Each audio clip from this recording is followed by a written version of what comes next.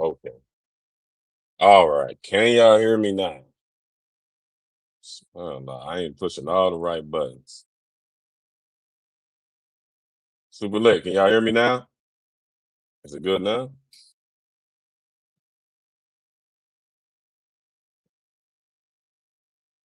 We ain't gonna go too deep.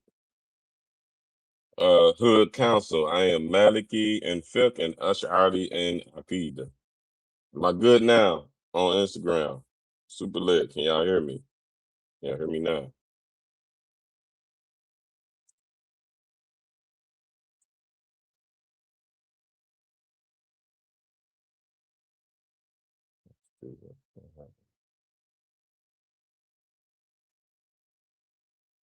How's my sound now? I don't want to start going in before I can make sure I'm good. Can y'all hear me? Okay. All right. I see the wife saying it. Can hear me. Okay. All right. So we good. You can hear me. I see it. Y'all can hear me.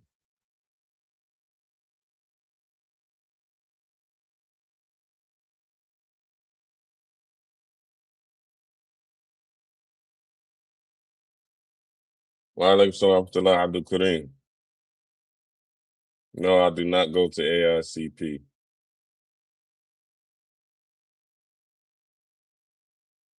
Nope, I'm not affiliated with the AICP either. What question, Salafia? All right, they said I'm good on the other platforms. Salafia, what question?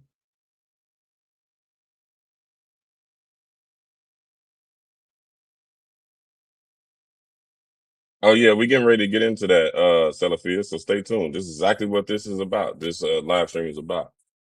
You must have missed the other the live stream I did when that's actually called it's on my YouTube, and I would like for you to check it out and you maybe give us some scholarly feedback on it. It's on the YouTube. It's called "Did the Four Imams Follow a Madhab?" Go look at that video. I put all the proofs and evidences on the screen, and I've been waiting for Salafia to respond to it. I'm not in the y'all seem to be in this for a tug of war, for a fight and good looking out, super lit. I seen your messages. You probably couldn't hear me. I was saying I was calling you out. Well, good looking out. Wa alaikum salam wa rahmatullah. Newark in the house. Oh, sorry, I said it wrong. My wife gonna kill me. Newark in the house. uh, yeah. So, alhamdulillah. This conversation was sparked by a brother who was he's new to the deen. He's been Muslim for a little while, but he wasn't practicing for one reason or another. And he reached out to me, seen some of my videos. He reached out to me. He didn't know one thing from the other. He barely knows Salah. He was learning Salah, and he left against my advice. He moved from Texas to Germantown. And I told him to just focus on his studies there, his core studies, and I'll help him if he needed help. And I didn't hear from him for a while, for some months, maybe 7 or 8 months, and then he popped back up refuting me. So I've been studying and teaching the dean for 19 years, and then now I've been made a mubtadi' by a brother who just got. And I'm not saying this to embarrass him, but he embarrasses himself when he comes on my platform and tries to refute me and contradicts me. And this is actually the book he used. So I got a book pulled up here. Y'all gonna be able to hear it and listen to it. What I'm gonna read, and then we're gonna refute it on live TV. It's a famous book. When he went to Germantown, they gave him the book Sifatu Salatu Nabi from Al Baani. This is like the go-to book for prayer for like the beginning Salafis. It's just part of the Salafi startup kit. It's called the Prophet's Prayer, and he used this book to refute me not too long ago. And I made a post from him, me and him going back and forth. I mean, I actually think he's a cool guy. I don't got no smoke with him or nothing. I wish he would have reached out to me and on a personal level since I had already been helping him and teaching him the dean and him be like, "Hey, Ak, man, I've heard you say this in the video. Well, I heard Hassan Somali say this. What about this? That's the correct way to go about these things, not to like, especially if you're still learning your further aim, to come and try to debate with an individual who is experienced in these things. I ain't the best, but if a doggone show ain't the worst, and ain't none of y'all gonna be able to prove that. Y'all can prove that I'm not the best. I never claimed that I was the best. I never claimed that I was the most knowledgeable. I never claimed that I'm the greatest with the Arabi. I never claimed that I'm a Hafid or Quran. I never claimed that I'm a Faqih. Nothing. I'm a Muslim. I'm a regular Muslim. I'm learning my deen. I'm practicing my deen according to the way of the Salaf. And that's it. And I see that we have a problem as far as what to believe and what not to believe, and the Muslim community is divided, and it's because of Salafiyah. Like, we just gonna call up Felicia, Assalamu alaikum wa rahmatullah, to you and your family. It's because of Salafiyah. Like we Ahlus Sunnah wal Jama'ah, we for the most part haven't been and don't attack Salafiyah. They started attacking us like from the beginning. They start doing all these refutations one after another. And I say this all the time, that Ahlus Sunnah wal Jama'ah was, continually doing what we have always been doing, building communities around the world, teaching the Haqq, bringing people into Islam, and saving lives and families. And in the background, Salafia was putting out all these refutation pamphlets. And after all those refutation pamphlets came out, this being one of them, they started going hard on the internet before Ahlus Sunnah was on the internet. So I give the Salafi Wahhabis kudos to that. Y'all outwork us. I tell all of the Aima from Ahlus Sunnah wal Jama'ah that the Salafiyah, they outwork us. They outstudy us. They outwork us. They're more proficient in Arabic. They're translating books. But this is the problem. And this is what we're going to see in Al-Albani's book. And I don't know if y'all know this. I mean, amongst Ahlus Sunnah, this is known, but evidently it's not known with Salafiyah. So we're going to disclose that / expose that today. And it's kind of common knowledge and common talk, but it's common talk with us, the majority. Ahlus Sunnah wal Jama'ah. Evidently, Salafiyah doesn't know it. So yeah, that's what sparked this talk, and I'm just kind of tired of all of the parroting. I've been inviting some Salafis to come talk to me, provide their evidences, provide their proofs. But most of the 95% of them don't accept. The other 5% want to come on and throw slurs at each other, be rude with each other, talk bad, talk down. They want to fight. They don't want to have meaningful discussions and get this thing done so that we can all be together as Muslims. Because Ahlus Sunnah wal Jama'ah, we accept each other and we accept our differences. And when I separate, I'm separating Ahlus Sunnah wal Jama'ah from Salafiyah, because Salafiyah is not part of the majority. They are the micro minority of the community, but they're making it seem like that they are the majority, and they're not. 98% of the ummah is Hanbali, Maturidi, or Ash'ari. And for somehow they've magically made everybody believe that Saudi Arabia, the Saudi Arabian school, is the majority and everybody else is wrong. So I've been doing my best to expose that false narrative, because that's not true. And if we go with the Salafi belief, we would have to believe that 98% of the Ummah is upon shirk, which is pretty much kufr, and 98% of the Ummah at best are innovators and innovated, because the vast majority, 98% of the Ummah, are from those three schools. And Salafia, like I said, in the background, they've been refuting. And they got all these pamphlets, refutation pamphlets, and books. They got all this stuff written up, man. It's crazy. And I blame our AIMA. Our AIMA didn't jump on this problem early and destroy the problem. We playing catch up. Salafia is up on the scoreboard.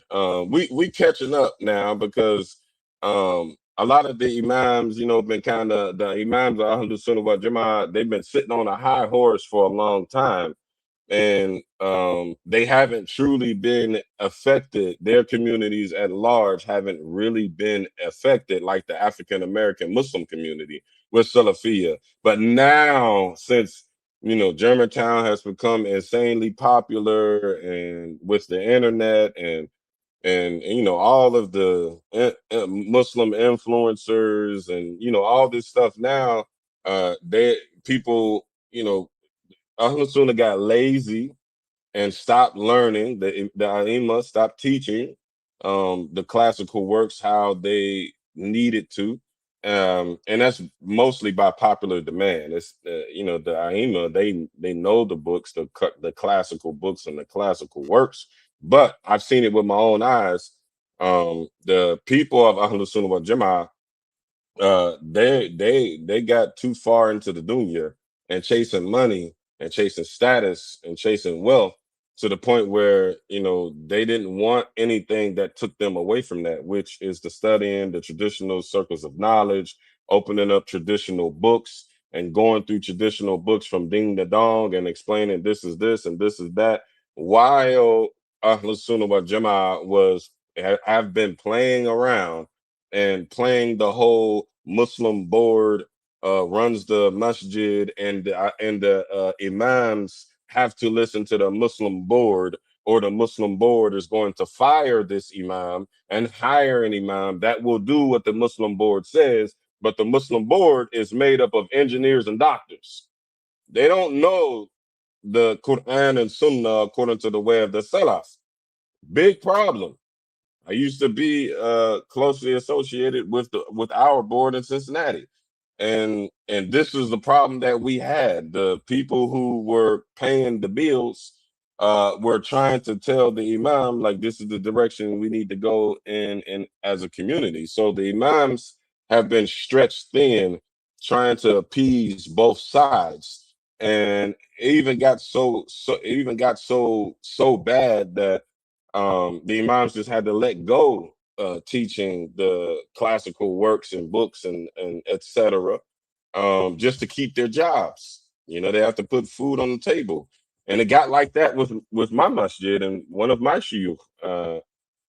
He had a small group of us that he taught the classical books to. It was like, hey, listen, y'all got to figure out how to take this thing to the next level. My hands are tied. I got a family, and um,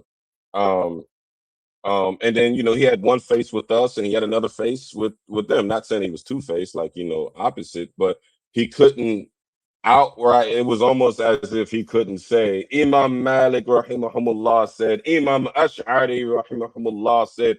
It was as if he couldn't say it. And he taught me to speak that way there without teaching it to me. It was, he suggested, like, to say this, because people get so triggered. And so in the meanwhile, in between time, in this last 20 years, while we were chasing the dunya, Salafia has been learning hadith.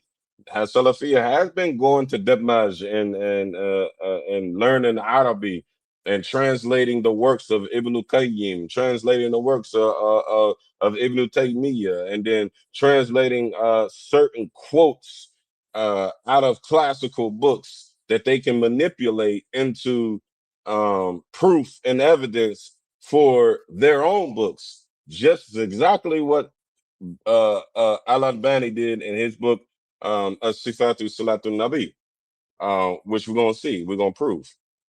So all this fitna came, and I'm gonna get to the comments. This ain't gonna be long, because we don't need to go far into this book. Like, I can go far into this book and show just about every position that Al-Albani put out there contradicted the Salaf. That's the basis of this conversation. And Al Albani was not shy about saying he was going to contradict the Salaf. He wasn't. That's what is funny that like y'all say we're going to follow the Quran and Sunnah according to the way of the Salaf, but then y'all contradict the Salaf. Like Al Albani taught y'all the usul of contradicting the Salaf. Um, okay, whatever. So so that's what we're going to talk about. We're going to discuss today.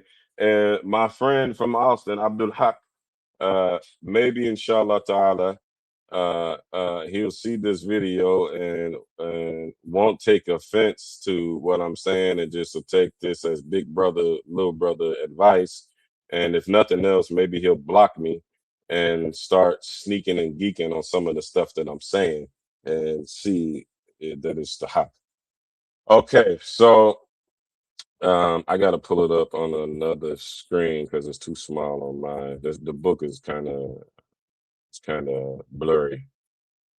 So we're gonna go to Imam. Um,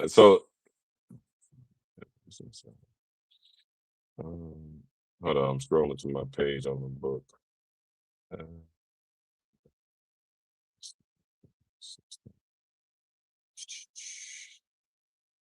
this is in the same as in Imams. Okay, let me make sure I'm on the right page. So, because I can't see it, the Imams and following. She's contradicted this. So, what page is that?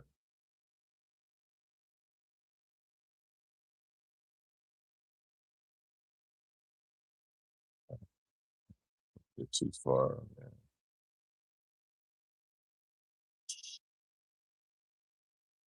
Issa, close your door.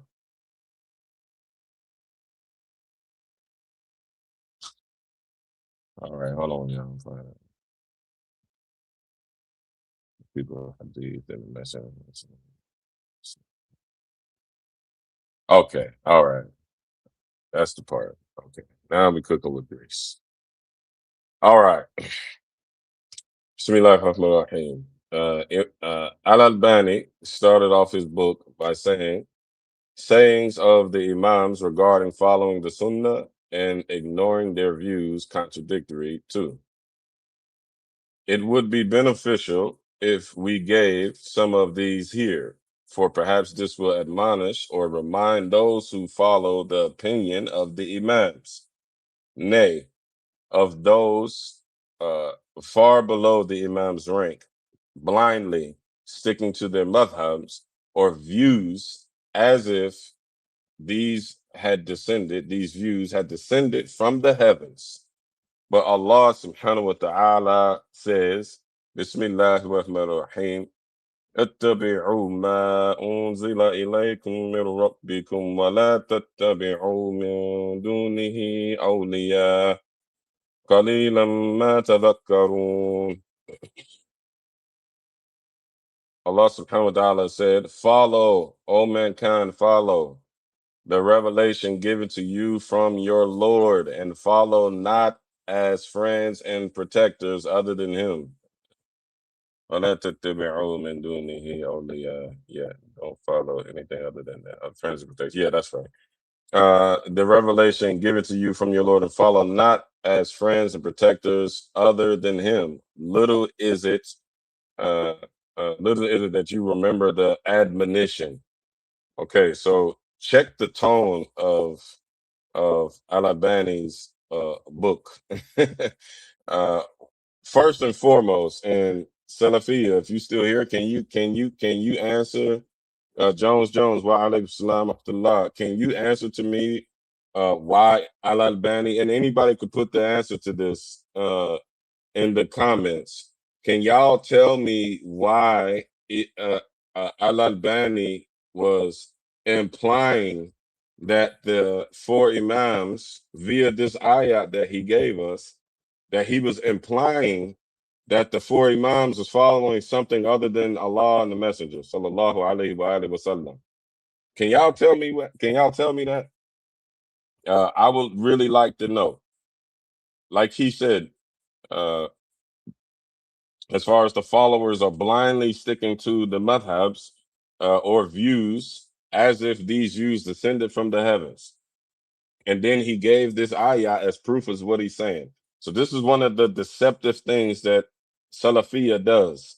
It will so those words that I read before I read the actual ayah of Allah subhanahu wa ta'ala, they'll give their tainted view, their twisted view, their twisted tahqiq, hashia, whatever you want to call it, tafsir. They'll give their twisted view, and then they'll give you an ayah implying that their twisted view is supported by this ayah or supported by this hadith. Salafiyah, are you still there? From what you just read, is that he's talking about the followers of the four Imams? Yeah, okay. So the Aki Salafi, Salam alaikum, Ak. Yes, yeah, but this is the thing. If he says that we're blind following the four Imams, which I clearly just read, and it's on the screen. Y'all can't see my screen, but I'm reading it. Y'all can see it if y'all go to Facebook, YouTube, and Instagram. Uh, so what are we blindly following? We're blindly following the imams. So if like he can't blame us and not blame the imams. It's not as if we're following something other than what the imam said. So he's implying that this ayah is talking about the four imams. Can y'all answer that, please? Salafia, where are you at? You just asked me a question and we getting into it. I don't know where you at. Allison, I didn't kick you out of the live stream. I haven't touched the phone. I'm just scrolling on here. Allison, I don't know what you're talking about. I didn't kick you out. You must have T-Mobile. There were some differences in Akida, Aki Salafi. There were some differences. For the most part, the core principle, Ahlus Sunnah wal Jama'ah says that the core principles of Akida are the same. There were minute obviously there were minute differences amongst giants and from the Aima. Just as you know, Aki Salafi, as you know, they differed about the Sifatullah. How do we interpret the Sifatullah? Do we interpret the Sifatullah? They definitely differ. So the mandatory aspects, the the preceding aspects of Aqidah, nobody disagrees with. But the secondary issues, there were differences. Secondary issues of Aqidah.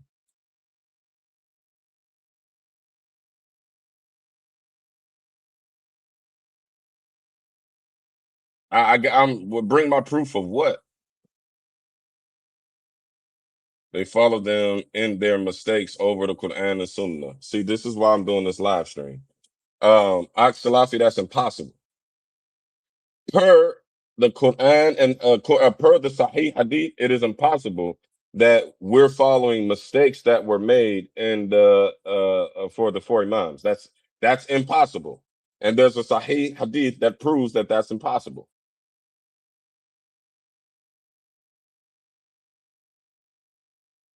It's education. You silly. Let me see. Did anybody before we get to cooking? Oh man, my volume went off again. What?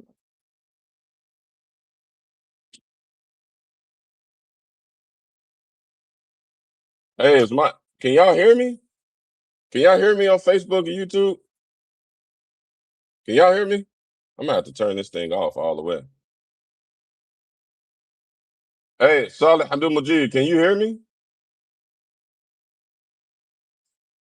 Okay, I don't know what happened. Eh, Jones, I don't know what happened. Okay, I'm at the Lashe. Salam alaikum. Okay, yeah. So yeah, I don't see nobody answer the question. Let me look on Instagram. Okay, okay. Superlit said I can't hear either. Man, I'm about to just turn this thing off, man. If I see it go one more time, I got my earbud in. I might have to just turn it off if it keep not working. Are y'all good on Instagram? Just gonna give y'all some time to answer the question. Uh, I already said the question, Oxalafi. I already said the question. You've been watching the entire time. Can y'all hear me on Instagram? I hate when I'm screaming. I'm screaming. I hate when I scream.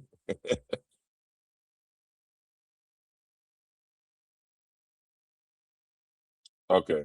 All right. Now you're like, okay, okay. They said we good. Yes, we good on Instagram. All right, all right, all right, all right, all right. All right. So I don't see nobody got no answer, man. Like, well, okay, so that's the first mistake that Al Albani made, implying that the four imams were wrong. So first and foremost, we're gonna get to that. So the first mistake in this book, in the introduction, before we even get to his whole minhaj, Al Albani's minhaj, before we get to that, the first mistake that he made was applying an ayah that was talking about the disbelievers to the greatest imams that we know of, the four imams. First mistake Al Albani made, okay? Now I know this is for a lot of the Slafis. This is probably the first time that y'all are hearing this. And I don't want y'all to put hits on me. I don't for the at the masjid. I don't want y'all to throw me off the minhaj. I don't want y'all to pronounce the bit on me. I don't want y'all to pronounce kufit on me. I'm just an Ash'ari Maliki teaching what Ash'aris and Malikis believe intellectually. So come at me intellectually, don't disparage me. Don't disparage my intellect. Don't talk about my wife. Don't all the stuff that y'all do. Don't do that. I want y'all to respond specifically and directly to what I'm saying. I am so he is talking about the 40 Imams Aksalafi, and we're gonna prove it.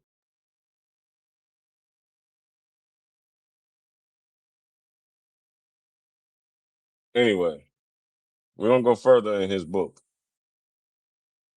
First, so we got the first mistake established. Y'all say y'all love proofs and evidences. We got proofs and evidences right here. We're gonna go further. On the next page, this is page 15 on the edition that I have.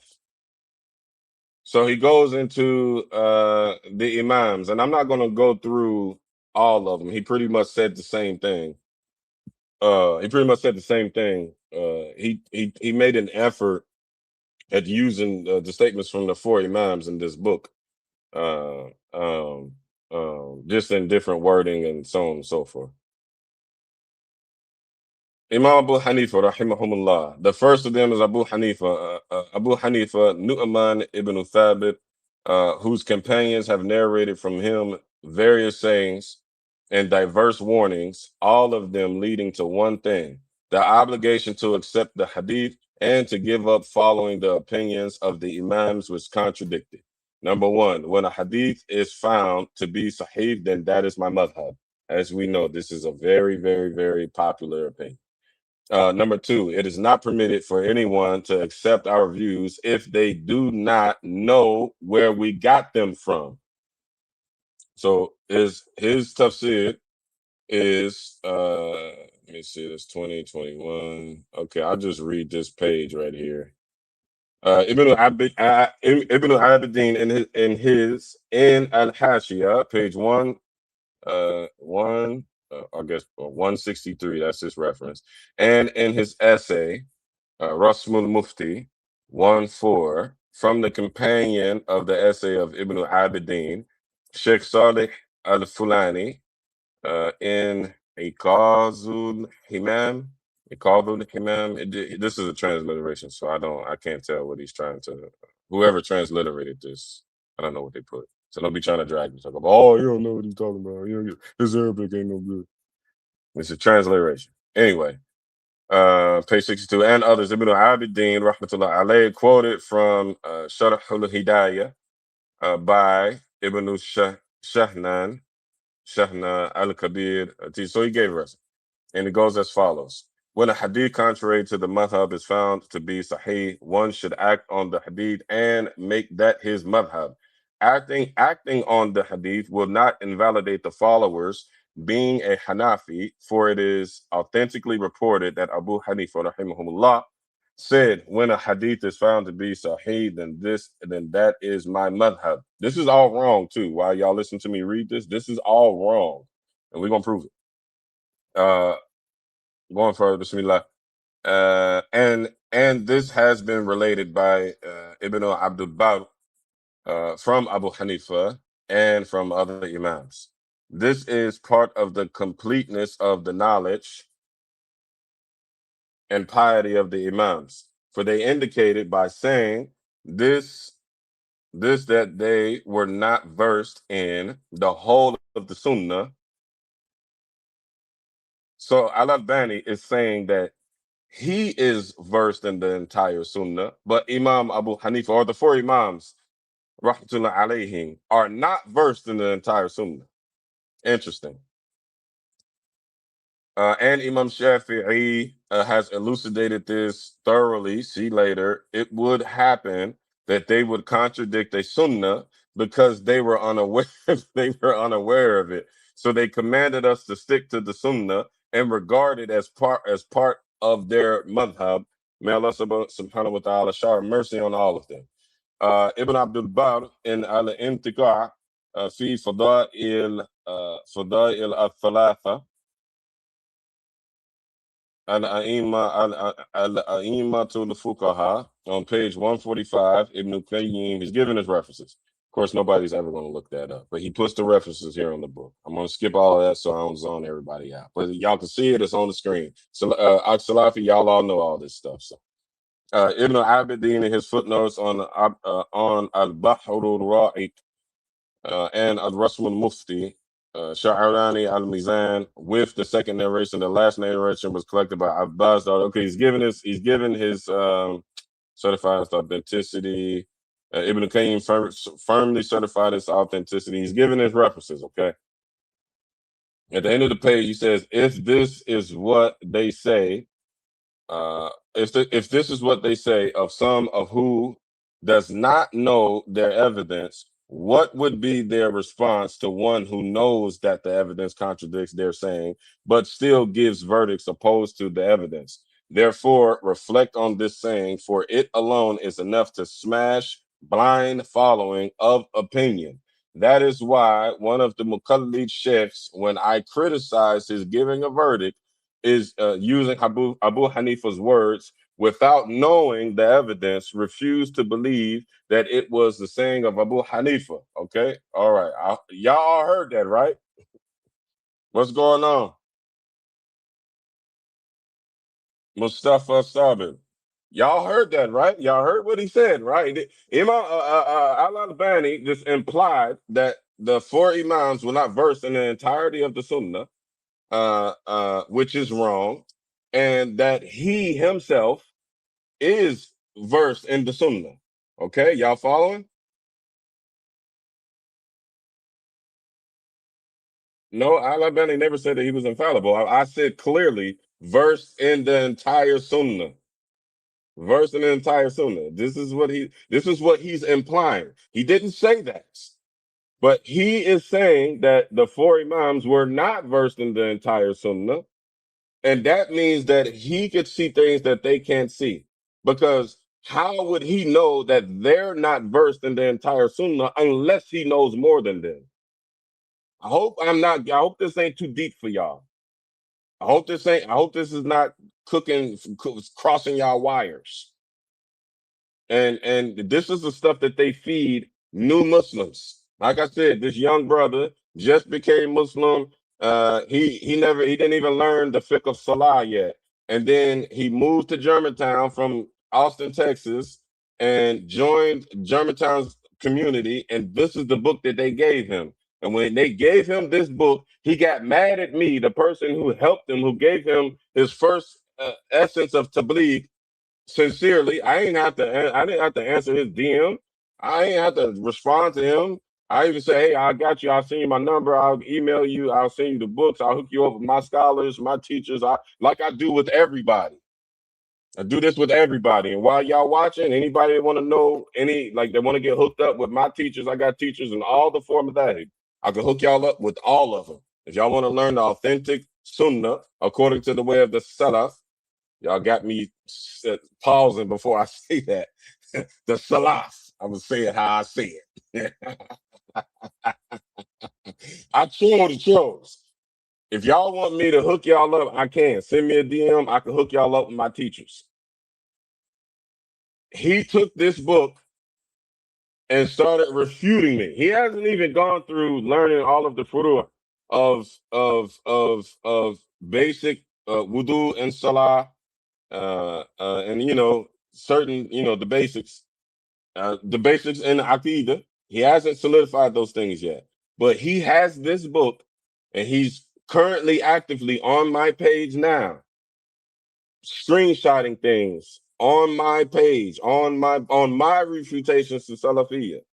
I'm past the basic stuff, alhamdulillah. I might not know as much as Salafi and my friend Abdul Hakim that I talk to regularly, the Salafi brother Abdul Hakim, and a few others. I don't think I'm more knowledgeable than y'all, but I'm not a fool either. I'm very far from a fool.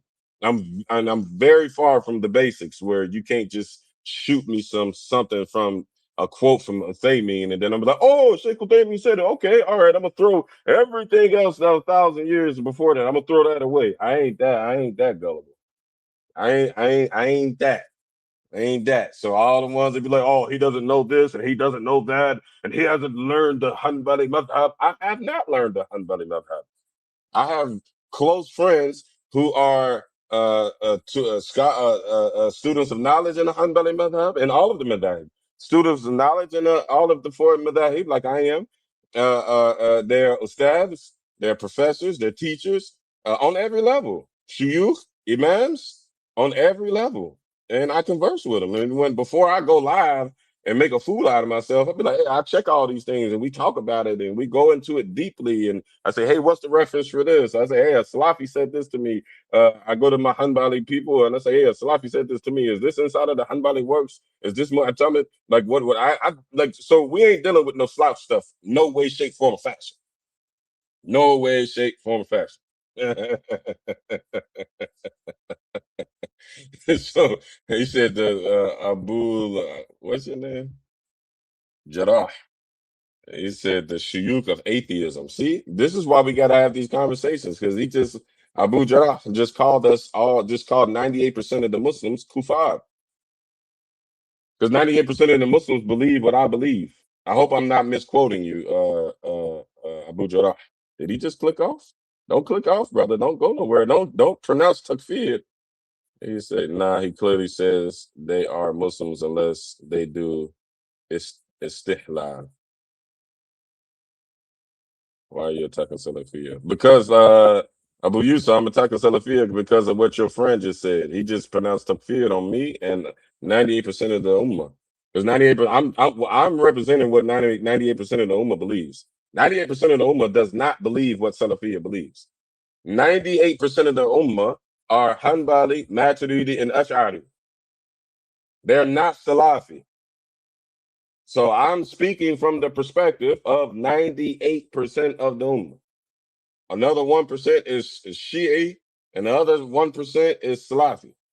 The rest are follow those three Aqidas, Aqaid. Ibn Taymiyyah was a scholar in fiqh, but he was not a scholar in Aqidah. He's not Mu'tazili, not even his own mother. That's my question. Kareem. Okay, so going forward. Big mistakes Al-Albani is making, and this is the stuff that they are feeding brand new Muslims who have not learned their and in my experience, and I've been doing tabligh and da'wah with Salafiyah for probably about 12, 13, maybe 13 to 15 years.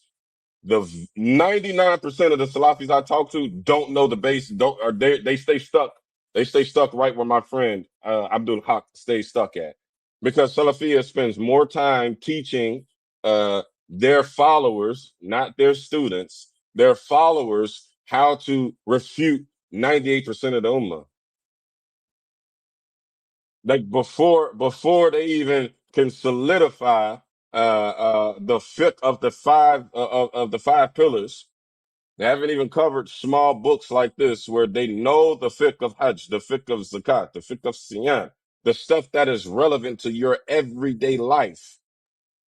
Before they solidify that stuff, 99% of them haven't solidified that stuff, but they know everything about how 98% of the Ummah are grave worshiping, blind following, mushrikeen and mubtadi'een.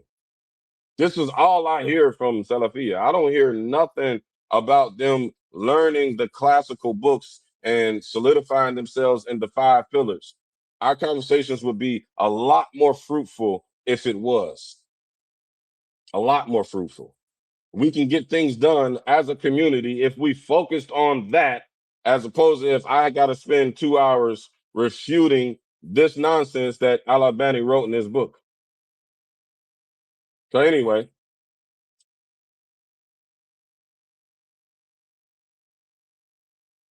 okay, Ahmad Rosario. Okay.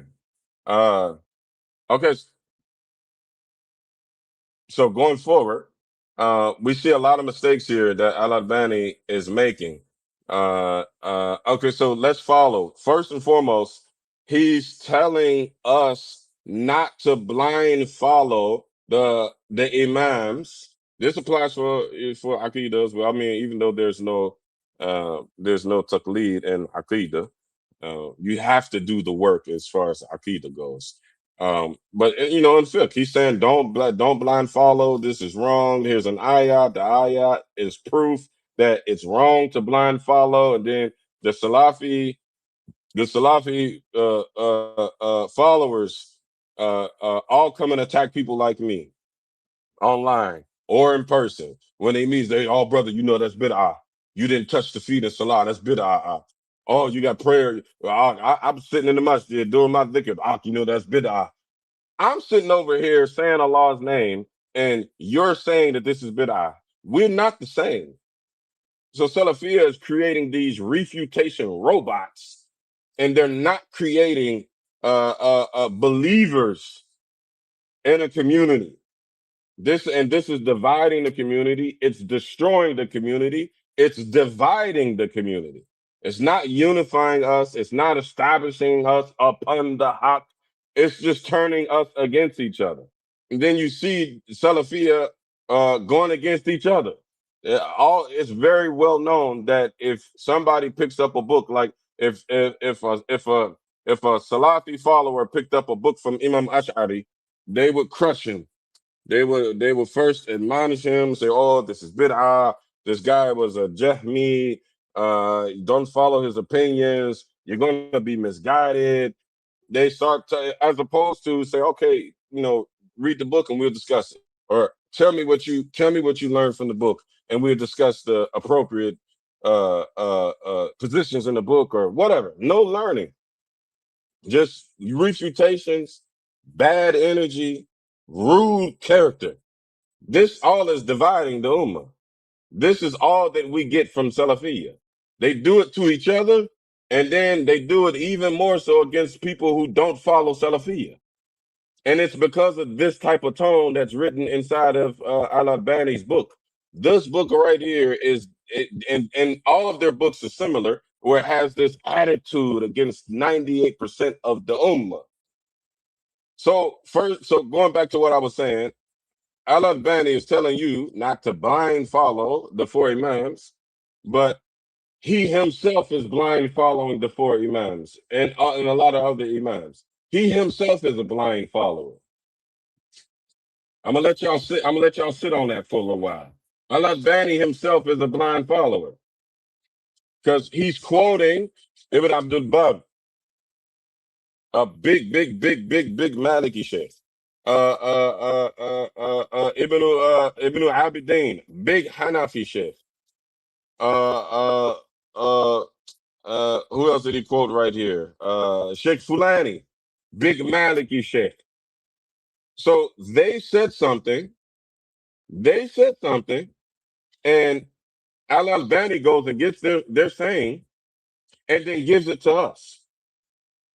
Why isn't this just Al Albani's words? Why is he giving us references of Ibn Abdul Bab and Ibn Abidin and Sheikh Fulani?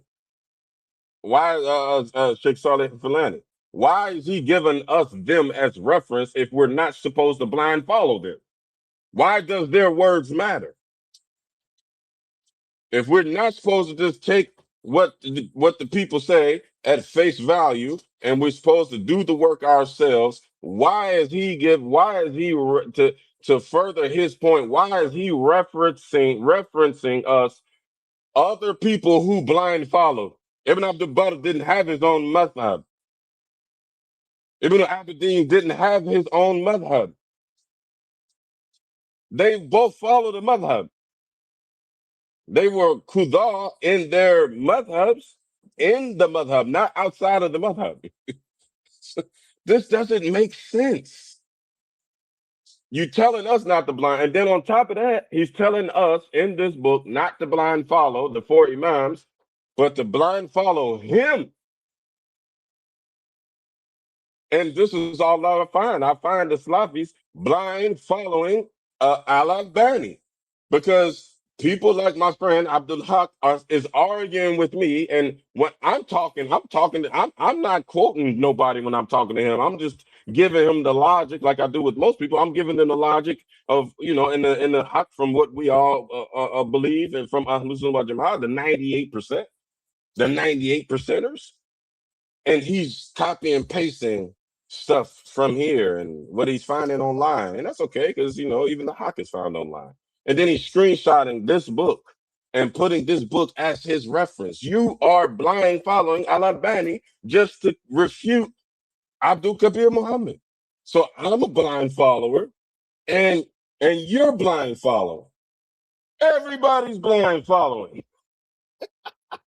So the issue is, what are we blind following? Because blind following is okay. We have to blind follow. Al-Albani is wrong. Like I said, we're going to prove that what he said is wrong. Al-Albani is wrong. So let me go back here. He said, Imam Abu Hanifa said that it is not permitted for anyone to accept our views if they do not know where we got them from. Okay, this is the problem with blind following. And he quoted the book. Let me see. Did he give the reference to the book? Where he got that? Let me see. It's 22. Uh, yeah, he gave the reference, and he said it was page 145. But if you go to page 143 in the same book, Ibn Abdul Barr al-Maliki said, and we were told by, and he gives the chain. I'm gonna skip the chain because he wants to, he wants to prove that this is authentic saying. So Ibn Abdul Barr gave the chain. Let me skip the chain. He said that Abu Hanifa said, from Durais, Yahya ibn Durais, rahmatullahi alayh, that Abu Hanifa said, rahmatullahi alayh, if it is not in the book of Allah subhanahu wa ta'ala, nor in the sunnah of Rasulullah sallallahu alaihi wasallam, I look at the sayings of the companions, and I do not go beyond their sayings to the sayings of others. So when the matter ends, or the matter comes to Ibrahim, al-Sha'bi, Ibn Sirin, al-Hasan, Ata, Sa'id ibn Jubayr, radiallahu ta'ala anhum, and a number of men, then a people who exerted themselves so as I exert myself, as they exerted themselves. End quote. I hope y'all picking up what I'm putting down. I'm gonna give y'all a second. All my Salafi brothers and sisters, do y'all see how that page contradicts the page that Al-Albani gave y'all? He gave y'all page 145 of that book of Intikar, but he didn't give y'all page 143. He made y'all blind follow him, and he put this book, like I said in the beginning of this class, of this show, that the Salafia, the Salafi scholars will cherry pick statements. They know the Arabic. They are privy to the classical works. They have access to the classical scholars.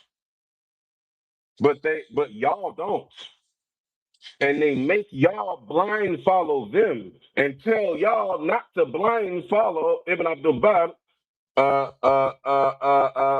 Hanifa, Imam Shafi'i, etc., etc. They tell y'all not to do it, but then they tell y'all to blind follow him. This is what's wrong with blind following, with the blind following argument. Are y'all picking up what I'm putting down on why Rashid Akili Johnson? What's happening, man? Are y'all picking up what I'm putting down on how page 143 contradicts page 145 according to Al Albani? Are y'all picking up what I'm putting down? Cassius, what's happening, man? Don't think you got away from me and mad neither, Cassius. I'm on your top, boy. Are y'all picking up what I'm putting down? Said, be careful of Abu Fitna and Ibn Bid'ah. See, this is why I got to make these live streams, because I got to think the brother, Abu Amatullah, I think, I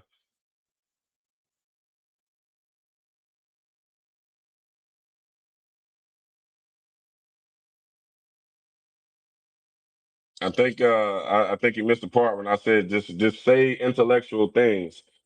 Say intellectual things back. Don't say disrespectful stuff. This is against the Sunnah.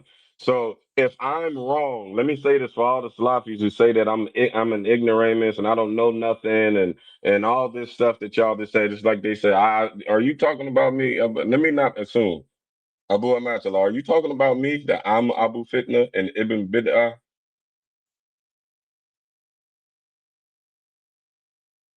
Let me not speak out of turn. Hold on.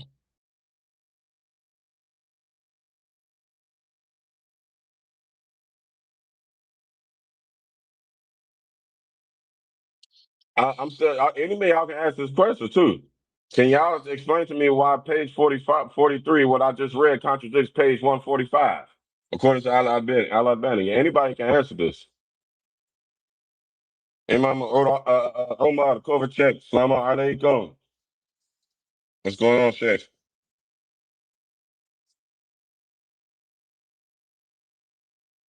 The Salafi, they are Wahhabis. Yeah. But see, I don't like to use the word Wahhabi because they reject that. I want to talk specifically to them. They call themselves, they have rebranded themselves as Salafis, so I'm going to say Salafi. Okay, so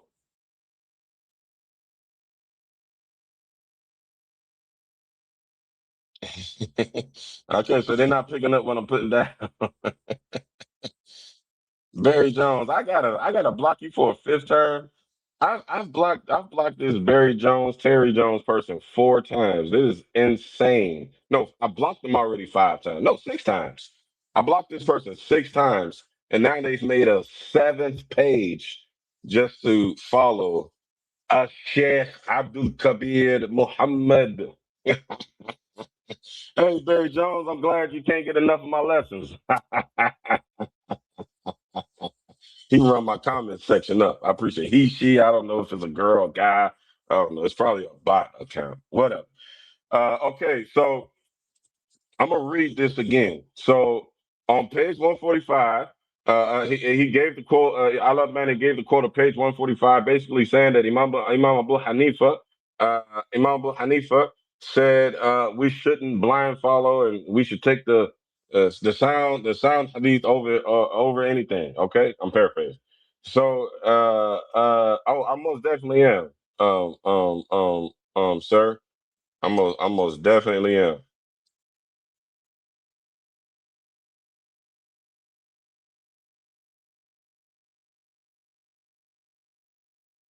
Anyway, um, um, so on page, that's what he said on page 145. So on page 143, 2 pages before that, which Al Albani didn't give y'all the 2 pages before that in his illustrious introduction. I'm gonna read it again. He said that it says that Abu Hanifa said, if it is not in the book of Allah subhanahu wa ta'ala, which means you have to be a hafiz, okay? This is what he's talking about. You have to be a hafiz. nor in the Sunnah. So this means that you have to know the entirety of the Sunnah, which is this is evidence that Al-Albani was wrong when he said that the four Imams admitted that they don't know the entire Sunnah. How could Imam Abu Hanifa himself say that he checks the entirety of the book of Allah subhanahu wa ta'ala and the entirety of the narrations of Rasulullah sallallahu alayhi wa sallam? Okay, so that's the second verse, as we know, Kitab wa Sunnah, just like everybody says, right? Then he looks to the sayings of the at the time, we can't say the sayings of the Salaf. We're talking about Imam al-A'zam, the biggest Imam, Imam Abu Hanifa, radiallahu ta'ala anhu, who was a tabi'i. So when he say he's checking the statements of the companions, he's not like y'all and like we say we follow the Quran and Sunnah according to the way of the Salaf. We say that, right? Imam al-Azam, Abu Hanifa, radiallahu ta'ala anhu, he was one generation removed from the companions. He checked with the senior tabi'een and he checked with the Sahaba. This is authority. This is how close to the Prophet Islam Imam al-Azam was. I hope y'all picking up what I'm putting down. Then he went further and said that I do not go beyond the sayings of their sayings to the sayings of others.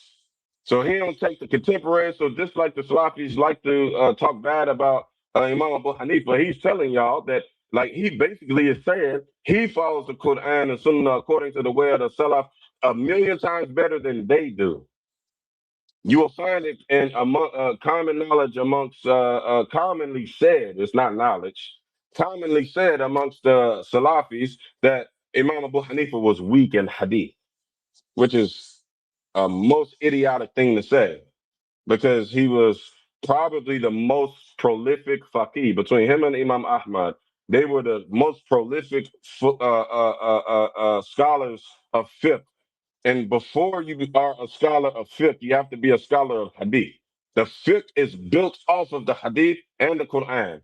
You can't be a scholar of fiqh and not be a scholar of hadith and not be a scholar of Quran. And mind you, when we're talking about Imam al-Azam, Abu Hanifa, radiallahu ta'ala anhu, a tabi'i, when we're talking about him, we got to put some respect on his name.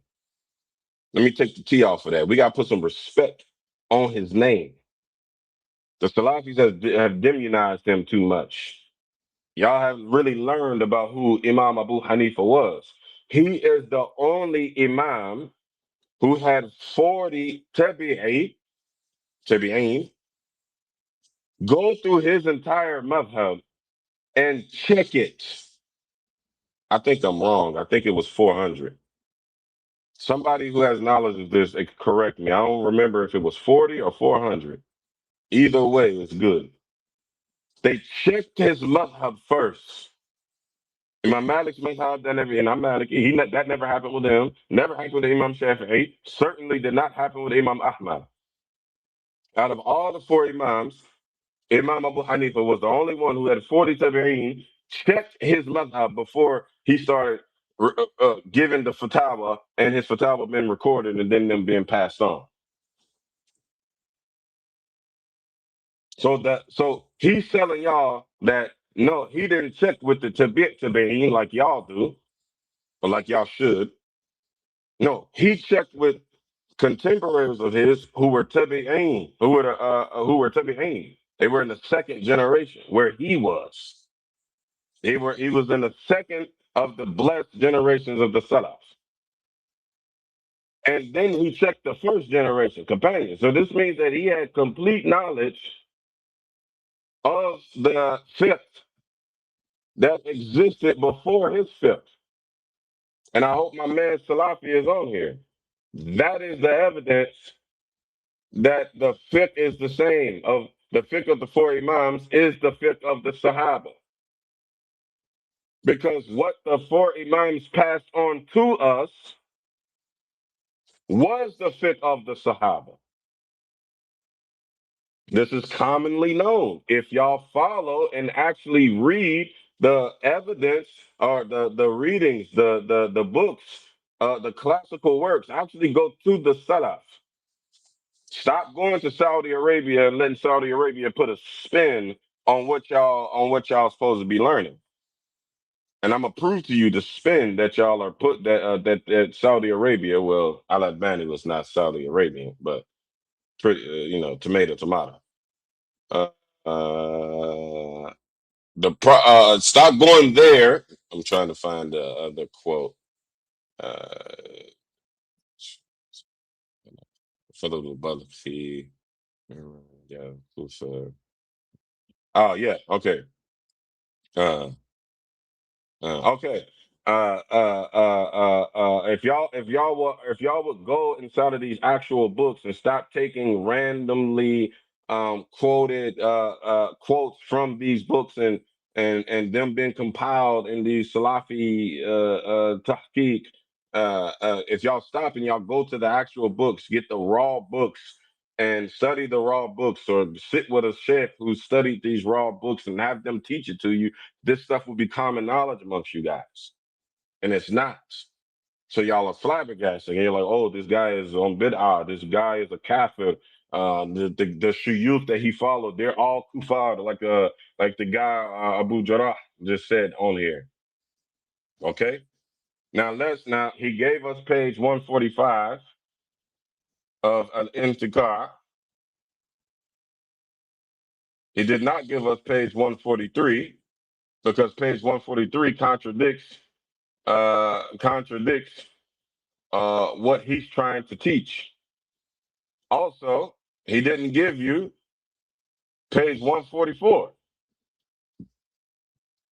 And y'all are blind following this. And I have to always tell people that this is like when they say, oh, the Sahih Hadith is my madhab, brother, we're not supposed to follow one of the four Imams, one in particular. We're supposed to follow all four of them. We're supposed to follow all of the right opinions, as if you know the right opinions. We're supposed to follow all of the right opinions of the four madhabs.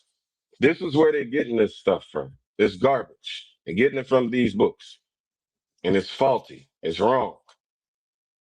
So just like what y'all heard me read, that Abu Hanifa, what he did, the reason why page 143 contradicts page 145, according to Al Albani, is because Al Albani is telling us in his book to go straight to the source, go straight to the ayahs, go straight to the hadith. Okay, fine, do it. But you got to do what Imam Abu Hanifa just said on page 143. You have to go through the entire Quran and its tafsir and the Arabic connected to the Quran. You can't just be an Arab, or you can't just be one of these guys from Germantown who studied and the match for 6 years and got an associate's degree in Arabic, and then you go and now you're translating the Quran and giving tafsir to the Quran because you went and studied for 2 years and got an associate's degree, and you lived there for 5 years or 6 years or 7 years or 8 years or 9 years or 10 years, and now this makes you a scholar, a mujtahid, to where you can take the ayahs of the Quran, the hadith of the Prophet ﷺ, and the statements, the ijma of the three blessed generations, and you can say, okay, this is what this means. I hope y'all picking up what I'm putting down. If you can't do what Imam Abu Hanifa just said, then you have to blind follow. How come Al Albani didn't put that in his book? Huh? Which one of y'all on TikTok can go through the Quran, go through the Sunnah, and go through the all of the statements of the Sahaba and the Tabi'in, just like Abu Hanifa said? He quoted Abu Hanifa when it benefited him. When Abu Hanifa, the parts of that same book, Al Intiqah, when it doesn't benefit him, he doesn't quote it. Please make me understand what y'all got going on over there in Germantown and the like. Let me take a break, man. Make sure y'all picking up what I'm putting down. I don't want to leave y'all behind. I don't want to leave y'all behind at all.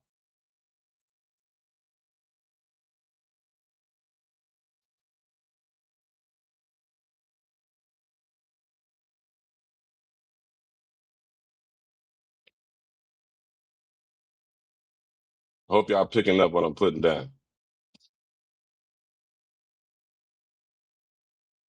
Why on earth?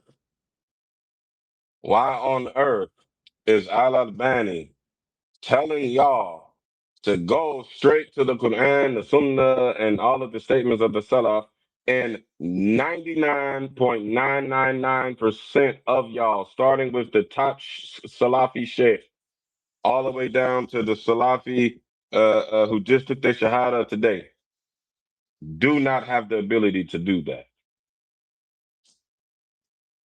Why is Al Albani telling y'all to do that? And why didn't Al Albani put the other quotes, that quote of Imam Abu Hanifa, 2 pages earlier? Why didn't he do that? Somebody give me an answer. I want to know. And before I hit y'all with this bomb on how Al Albani misquoted, and I will admit, I'll be fair because I'm an ultra intellect. I'll be fair.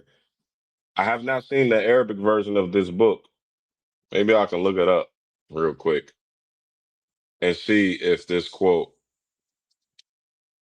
is there, because there's a obviously there's a bad, either a bad translation that everybody has been blind following. Okay, let me get that quote from Imam, from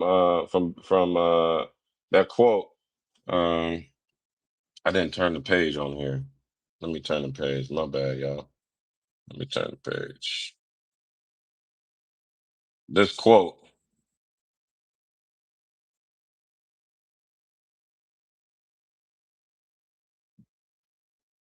This quote, his second stipulation up underneath Abu Hanifa: it is not permitted for anyone to accept our views if they do not know from where we got them. One of y'all Salafi scholars tell me please tell me that's a mistranslation. Barry Jones, Sheikh Barry Jones, please tell us that was a mistranslation. I'm gonna give y'all a second to answer that question. Let me see if I can look this book up in Arabic and see for myself.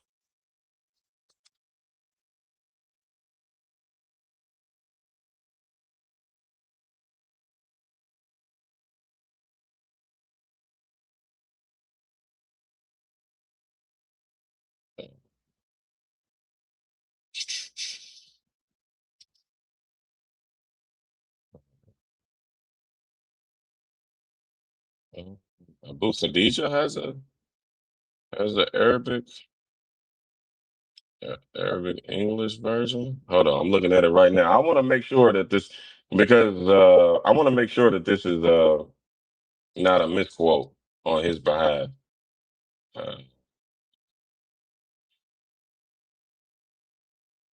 this says 42 pages. That can't be right. No, this is Abu Khadija's book. No, no, that's not what I'm looking for. Where's the Arabic book? Y'all tell me that that's a. Please tell me that that is a bad translation. I'm looking for the Arabic. Ah man, all these bad links. Anybody, y'all tell me that? Can y'all tell me, any of my Salafi scholars that's watching me right now, is that a bad Arabic translation? Please, somebody, anybody but a dead body. Mm, Looking for a PDF, y'all. Think I might have found it. Oh, I didn't find it. La ilaha illallah Muhammadur Rasulullah.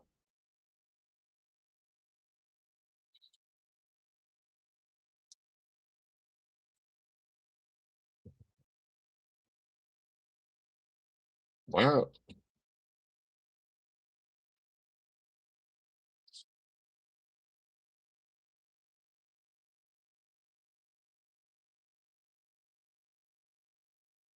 Um, Anybody but dead bodies might tell me. Is that a bad translation? Why is everything is in English? Who has an Arabic copy of that book?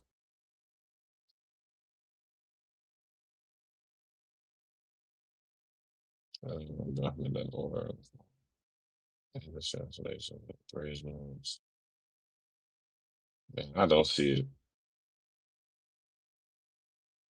Mm. Is that a bad translation, y'all? I don't.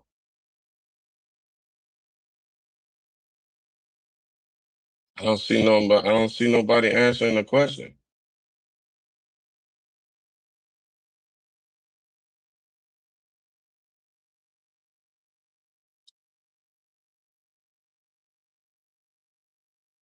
I don't see none of y'all answering the question. I can't find it. I'm gonna hold y'all to that then. Um, I'm gonna hold y'all to that. Okay, so y'all can see here, Al Bani said that uh uh said that wording. Let's read it again. It's gonna drop a bomb on y'all. This is why y'all need to stop blind following Salafia.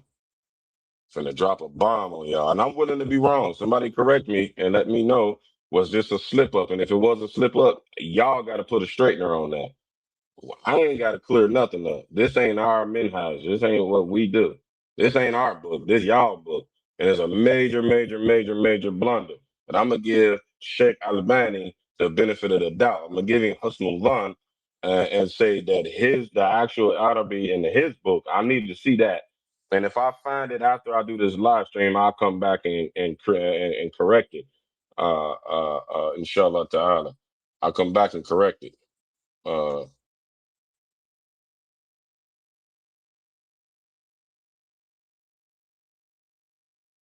Al-Albani said it is not permitted, that Abu Hanifa said it is not permitted for anyone to accept our views if they do not know from where we got them. And this is a common quote that Salafis always say. Uh, but the actual wording in that book, one page before that page, it has a full chain and everything from Ibn Abdul Bar. Let me see. Uh, it's from Abu Yaqub.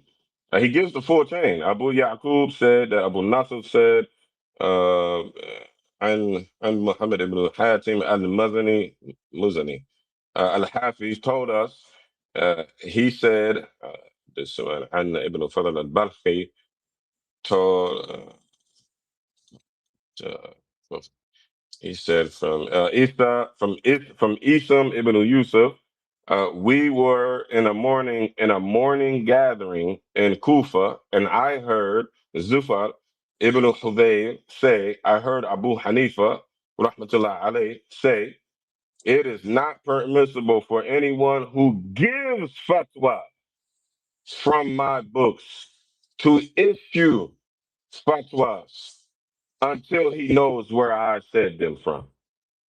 He didn't say what Al Albani said.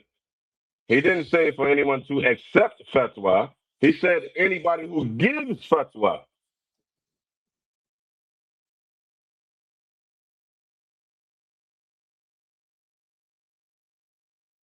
Anybody who gives fatwa. August 3rd. This is in the book, Al Intikar. The actual book. It's the book from Ibn Abdul Bud. Inbox me. I'll send you the link.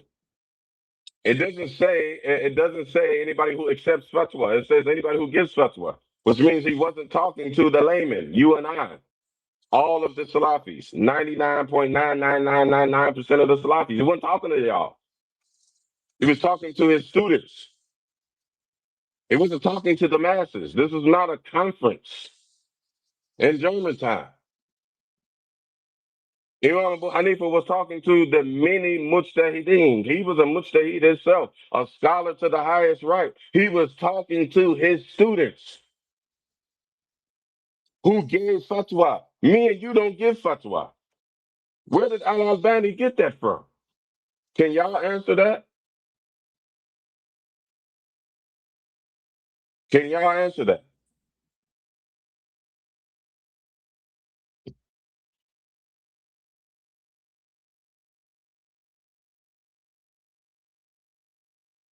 Let me give y'all an opportunity before I take off and y'all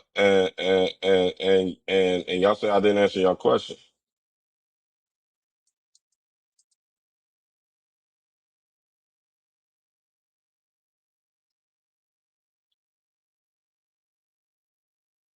I'm trying to find. I want to find the Arabic PDF of this book so that I can see if the blunder was made on behalf of the translator or if Al Albani was trying to trick y'all.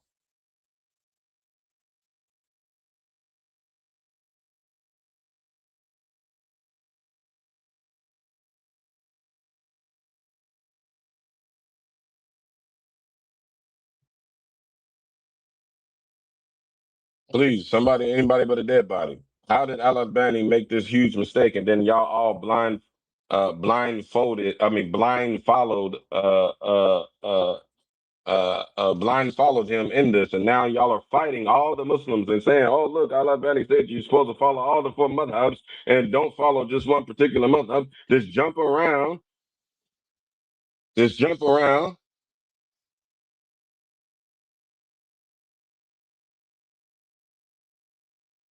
jump around, and follow whatever else it is that you want to follow." I need y'all to make me understand that. So, so bringing this conversation full circle, before we even get in his book, why is he telling us not to blind follow the four imams, but he wants us to blind follow him in his book, the prophet's prayers, the attributes of the prophet's prayer. Please. I joined 10 minutes ago. I still have no clue. Uh, I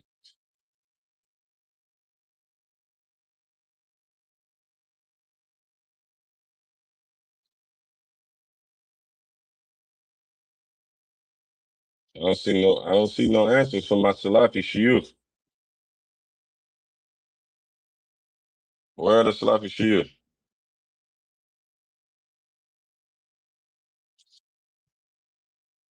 الانتقاد في فضائل الفاعل.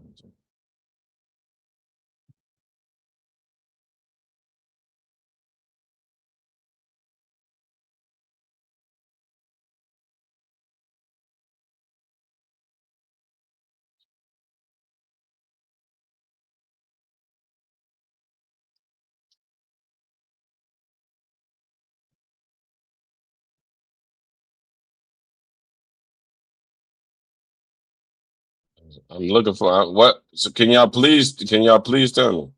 Are people asking questions on Facebook? Now I'm on YouTube. I don't see any dialogue. We are people asking questions. I did not see any questions on Instagram. Yeah, yeah. I don't see any either.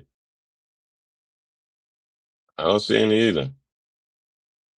Um,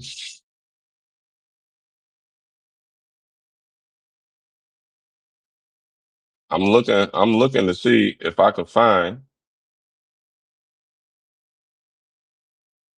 If I can find an Arabic translation. I should have done this beforehand. That's my mistake. Bad scholarship on me. What's this page? Um,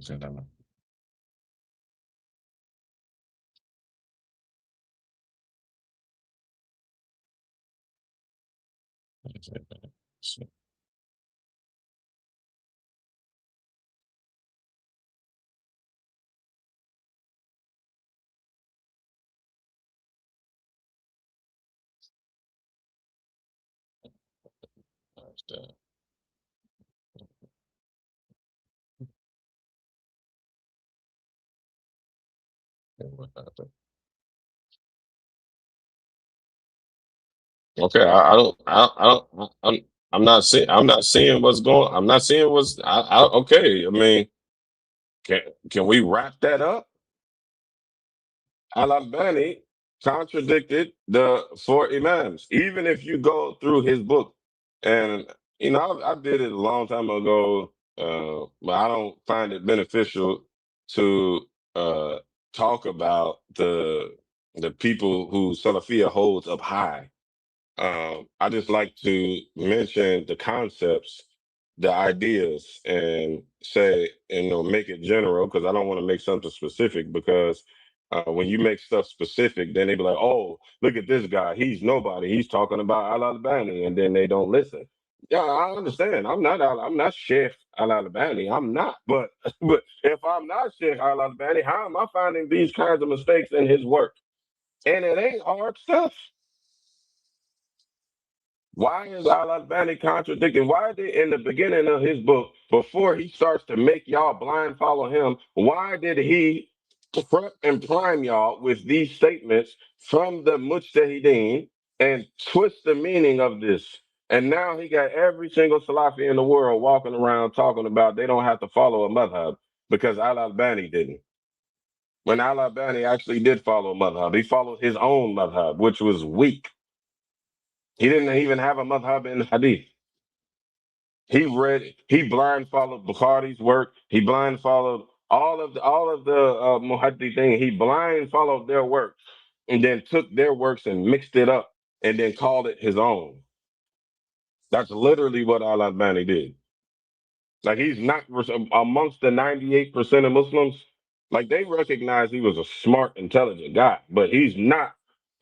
He's not an authority in hadith. No hadith scholar from his time period on, from the 98% of Muslims, from Ahlus Sunnah wal Jama'ah, none of them quote him as an authority. None of them. None of them quote him as an authority.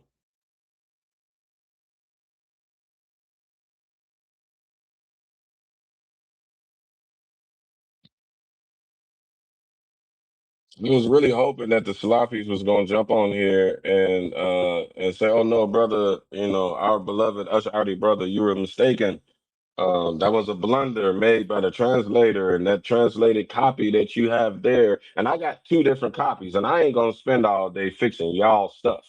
I got two copies of this same book from different publishers, and they both said the same thing. They were reworded, and they said the same thing. So I want to know why is it, and maybe some Salafis will see this later, and y'all can bring me the evidence. I don't mind. I don't have no ego about this stuff. I'm not gonna accept you calling me names and accept you saying, "Oh, he never studied anywhere." No, none of y'all know me. I don't know where I studied. Like I'm gonna keep saying it, and as long as they keep trying to spread these false rumors, y'all blind follow these people with these so-called statuses too much.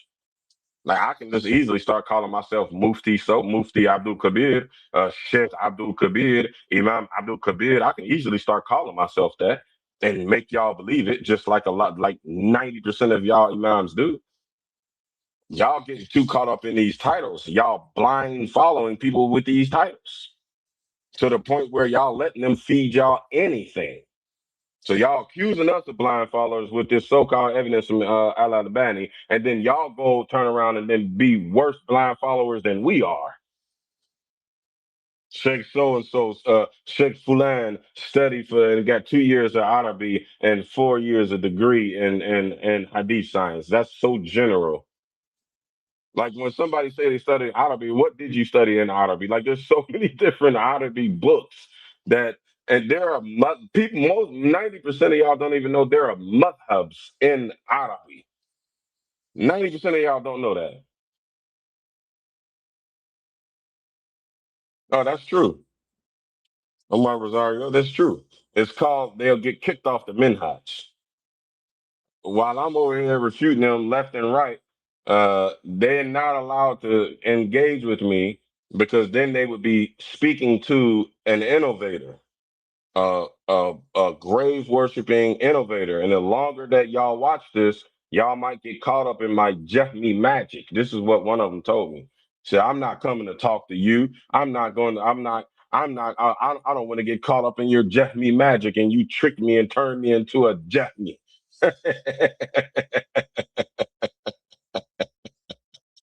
The biggest excuses for why they won't and can't respond.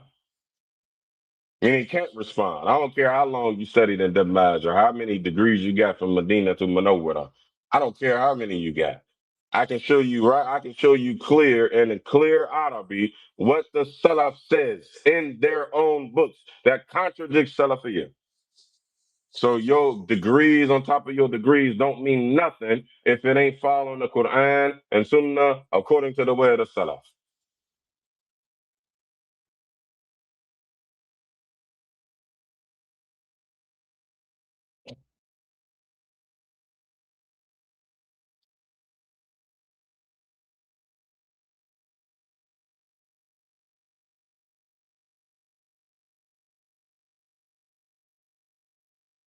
Eighty 640, I can't pronounce your name on YouTube. Said the Salafi are blind following because it's from Saudi Arabia and they are fooled by the proximity. That's true.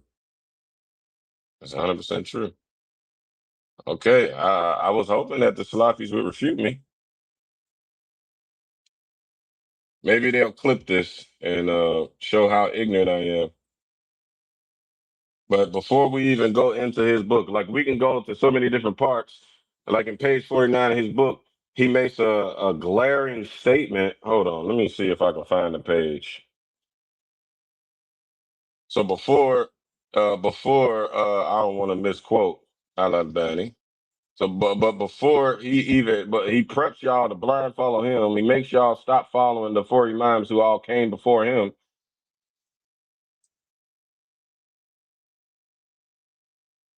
Here it is.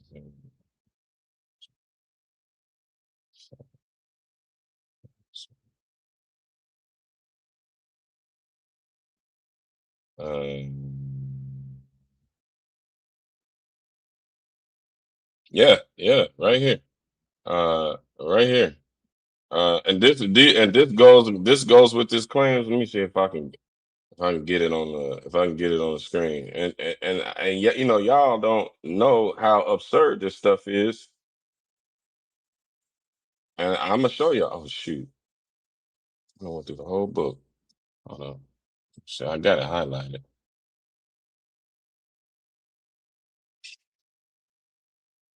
Hold up. Hold up. Hold up. We're gonna show y'all something else outrageous he said, which proves that he believes that he's smarter than the four imams.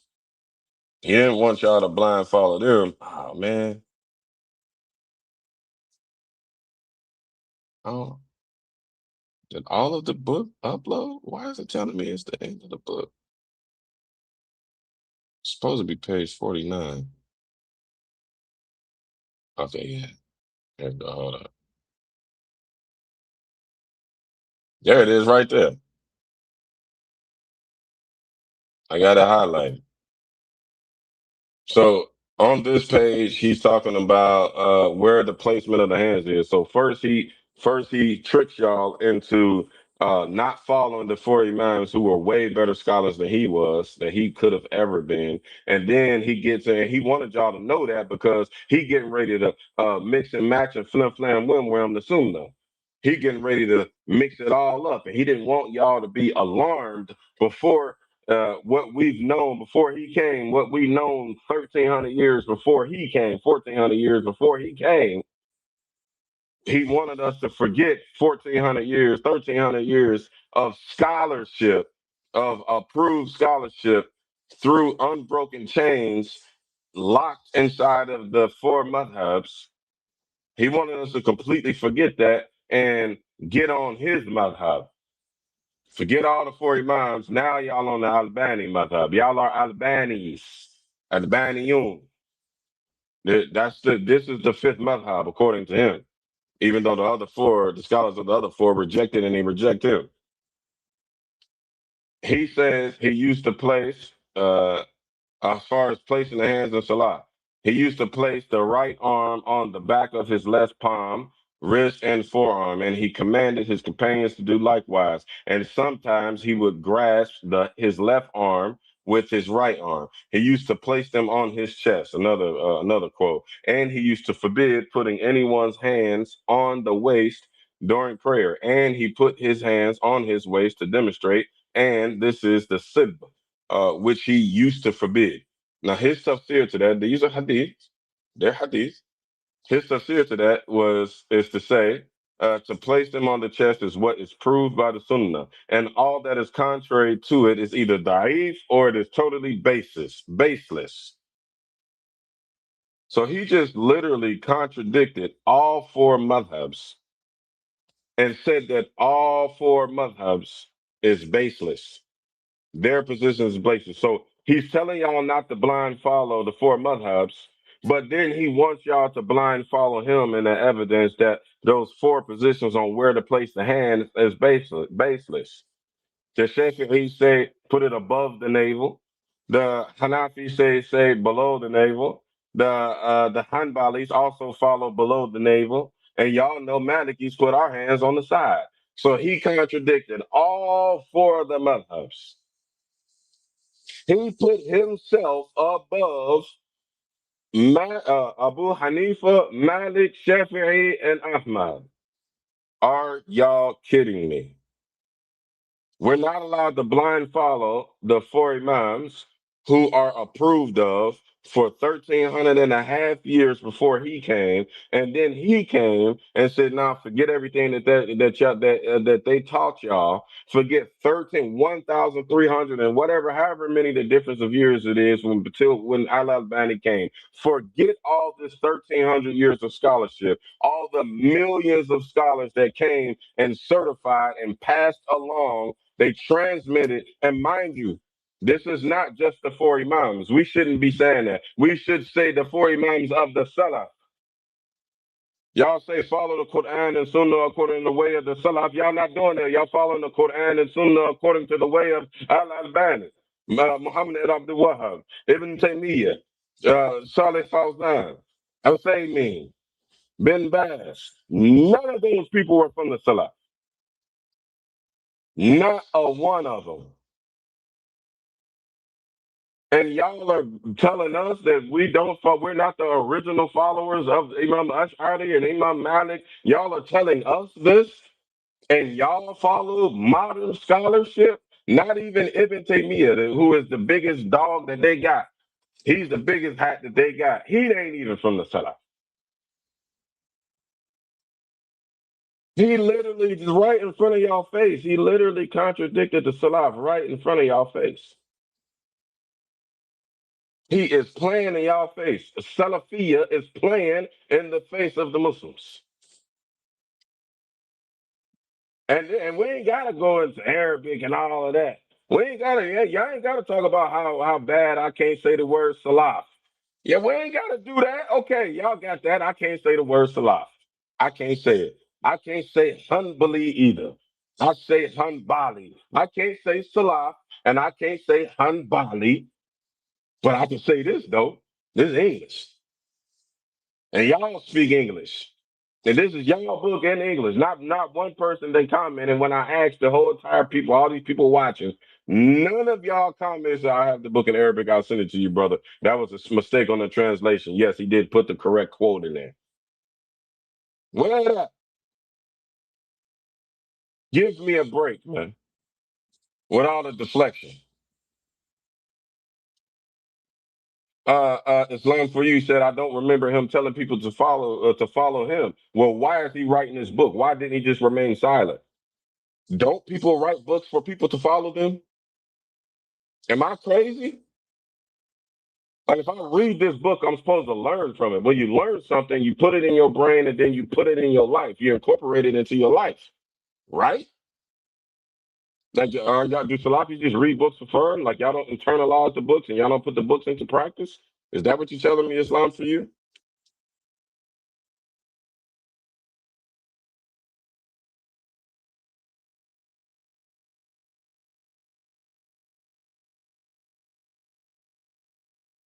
He said, Islam for you said Al-Albani has his own madhab, to be honest.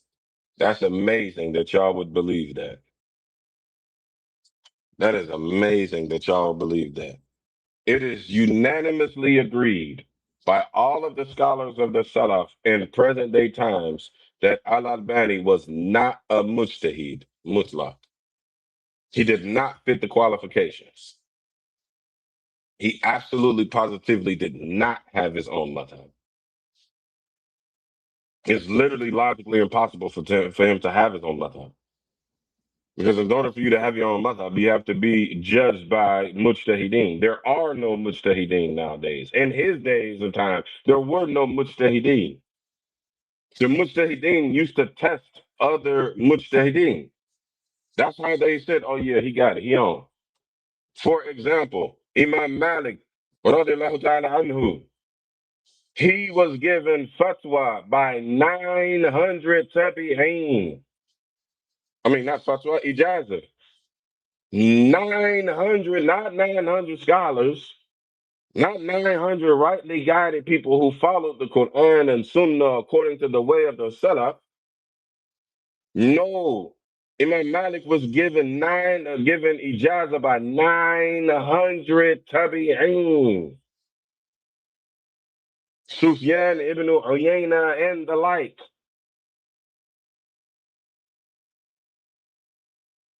Are you kidding me? We don't know of one ijazah that Al-Albani got besides the ijazah that he attended the lecture of a major Hanafi muhaddith. He attended the lecture. He wasn't given an ijazah from this big Hanafi mufti. And if he was given ijazah, just to give Salafiyah benefit of the doubt, to give my brothers husnul dhan, to give y'all husnul dhan. Let's say he did get ijazah from the big Hanafi mufti, the big Hanafi muhaddith. That would make him a Hanafi.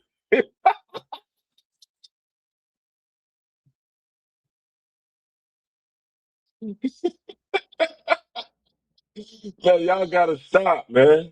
And I'm not laughing with you. I'm laughing at you. I'm laughing with you. I'm sorry. It's just ridiculous. He blind followed that's the only trace of any authentication that we have of Al Albani is that he attended a lecture about hadith of this big Hanafi scholar. He was blind following the Hanafi scholars. His daddy was a Hanafi. His daddy was a Hanafi scholar.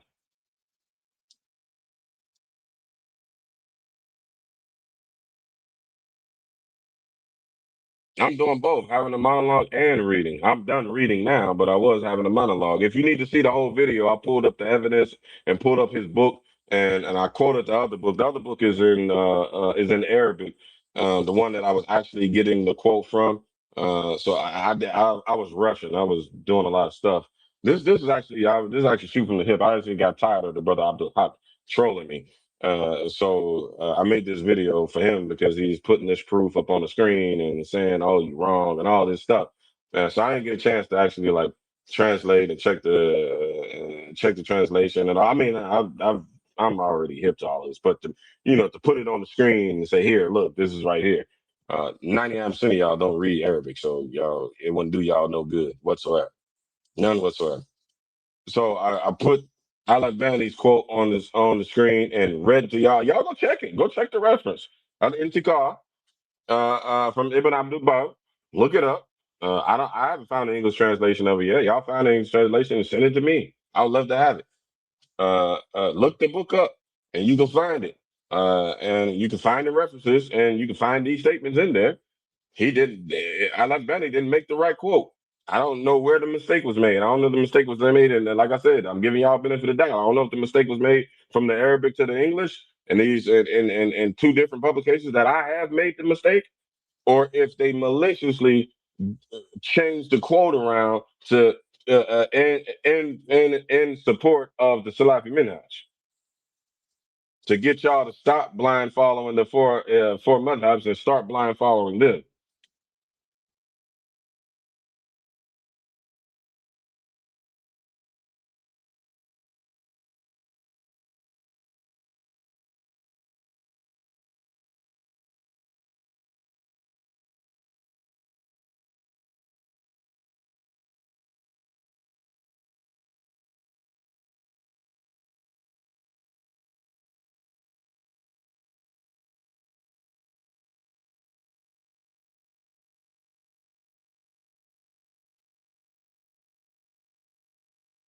Just correct people that mean just sort of is a trend.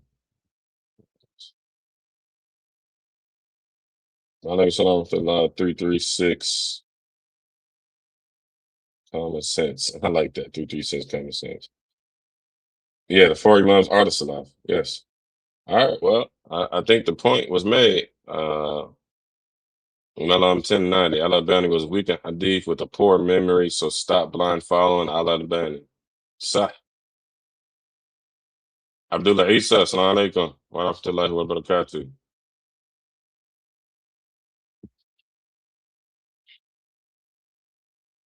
Yeah, Ala Benny admitted in part of his biography that he taught himself. He went to the library and just started reading stuff himself, which is what he's telling all the Salafis to do, and y'all doing the same thing that he doing. Y'all making major mistakes trying to do this stuff on your own. I put the proof, I put the evidence that Imam Abu Hanifa in the same book from the same scholar that he quoted 2 pages earlier basically said, if you're not a mujtahid mutlaq, you can't come do this. You can't go straight to the Quran. You can't go to the Sunnah. You can't go to the ijma of the time of the salaf. We're talking about hundreds of mujtahideen, hundreds of mujtahideen in a 300-year time period. And Imam Abu Hanifa was saying, in his era, he checked with the Tabi'een and he checked with the Sahaba. Y'all was talking about checking all 3 generations. There wasn't even that many people that was on Imam Abu Hanifa's time. I mean, on his level at his time. He's checking with the he checking. He is the resource. We talking about we need to follow them. He is what has to be followed. So I need answers. I hope a Salafi sees this and they refute it and bring the proofs and bring the evidences on how I am sadly mistaken that and that Al Albani's the Prophet's Prayer book contradicts the four Imams. It contradicts the Salaf. The four Imams are the Salaf. They are the only Imams who have madhabs from the time of the Salaf that we have today. There are no more. All the other ones are gone. The chains of them, they're gone. So all of the connections back to the Sahaba, back to the Prophet, all go through the four Imams. Khalas. So that answers the question when people say, "Oh, what madhab did the Sahaba follow? What madhab did the Prophet Muhammad sallallahu alaihi wasallam follow?" He followed the same madhab as Imam Abu Hanifa, as Abu Bakr, as Shafi'i, as Ahmad ibn al-Hanbal. They all had the same madhab because the four imams who are the leaders, who are our leaders from amongst the salaf, they transmitted from the three blessed generations. You don't have a hadith without their transmission of the hadith. The Salafi Wahhabis love hadith so much, you don't have a hadith without them people. All of y'all owe homage to the Malikis. Y'all can't say nothing to us. Hey, Salafi. He said, see, this is why I had these conversations. There's a guy whose name, or guy or gal, whose name is probably a girl, whose name on here is Salafi. He just chimed in. They just chimed in. They haven't even been here for the whole 1 hour and 49 minutes to see the proofs and evidences that I put on the screen and that I read to TikTok that of Al Albani going against the very people that he quoted in his book, Sifatu Silatul Nabi. And he just called me a pagan Ash'ari and said that he said I'm a Zindiq first, and then he said I'm a pagan Ash'ari. This is why I refute Salafiyya. Hey, Mr. or Mrs. Salafi on TikTok, since you called me a Zindiq and you called me a pagan Ash'ari, that means you just did takfir on me and you just did takfir on 98% of the Muslims. You got a lot of Toba you got to do tonight, sir or miss, whoever you are. You got a lot of Toba you got to do. Oh, he just went hard. He put it all in one sentence. He just said, kafir, mushrik, pagan. Let me screenshot that because they're not gonna believe. Because when I be cooking y'all, a lot of slots be coming like, bro, why you always? They be like, bro, why you always refuting us? Why you always talking about us? Why you always talking about Germantown? Why you always talking about Philly? Why you always talking about us? Yeah, I got you, Salafi. I got you. And we're gonna make you famous, ma'am. We're gonna make you famous. This is the reason why I have to refute Salafiyah. Because Salafiyah is producing, and y'all can't say, oh no, that's everybody. That stuff happens everywhere. This when y'all get busted and we catch y'all red-handed, like I'm catching y'all red-handed. Everything that I go live on, I put it on the screen. I put it on the screen. And I try to not make it long, and then we creeping up on 2 hours. My wife, she on the chat right now. She'll tell you right now. I told her before I started. I said it's only gonna take an hour, and I'm going on and on and on and on and on for 2 hours. I can't. It's almost impossible to put all this stuff into an hour conversation, a 2 hour conversation. I would share all the stuff if I could. Take this one down and put another one up, and then we keep going and evidence for evidence. I've been asking the Salafi to come do this with me, but they won't. All they want to do is hide behind their fake pages with a bunch of videos with Saudi Arabian scholars and with the faces blacked out. That's all they do is hide behind them fake pages and call names. To me, that's the CIA and the MI5. They're just here and Mossad. They're just here to cause confusion amongst the Muslims. This is why I have to do this, y'all. This is why I have to do this. They are only here to divide the Muslims. Salafia has divided the Muslims. It is only here to confuse the Muslims, throw the Muslims of the minhaj of the Salaf off the minhaj of the Salaf, and have us practicing something that was concocted by their people and not by the Prophet Muhammad sallallahu alaihi wasallam and the three blessed generations. And week in and week out, I prove it. So good job, Mr. Salafi. Uh, yeah, I will give you some real content. Ghazali, Joanne, Subi, Razi. Dang, y'all, this guy, he's a real Wahhabi. This is a real Wahhabi right here. I guarantee you this is a British agent. I guarantee you, when I hang this up, I'm gonna go on your page, Salafi. It's either gonna be deactivated or it's gonna be one of them fake pages that got nothing but Salafi scholars with the face blacked out and a bunch of videos and a bunch of clips and a bunch of memes. No real person, no real face. I got a real person. Y'all got a real face with me. Y'all got my Facebook account information. Everybody knows I live in Tampa, Florida. I go to the local masajid here. Everybody knows where to find me. Like y'all can easily hold me accountable for what I say and what I do. Easily hold me accountable, which is the way of the people of knowledge. I'm imitating the way of the people of knowledge. All the people of knowledge of all times were accessible. They didn't hide behind fake pages and memes and videos of other scholars with the faces blurred out. They didn't hide. We can't hold y'all accountable. This guy he just got it said Imam Ghazali, Imam Jawaini, and Fakhruddin al-Razi, rahmatullah alayhim, were all mushrikeen. He said they were all pagans. Wow. Case in point. Case in point. Oh, you ain't on fake page? I'm about to invite you on here right now. Why did you follow me? Oh, he a gangster. He got 22,000 followers. Okay. I'll follow you back. Okay, I just followed you. Followed you back. Hold on, what happened? Okay, followed you. Yes, I do not know how to add people on TikTok. Yes, all Ash'aris in general. I do not affirm Islam for them. Yeah, man, you got a lot to talk about. I hope you ain't one of them gangster Salafis that want to beat people up that don't believe what you believe. You gonna beat me up, Salafi?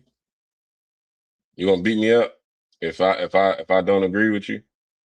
See, it said like up under some people's names, it says I can invite, but I can't.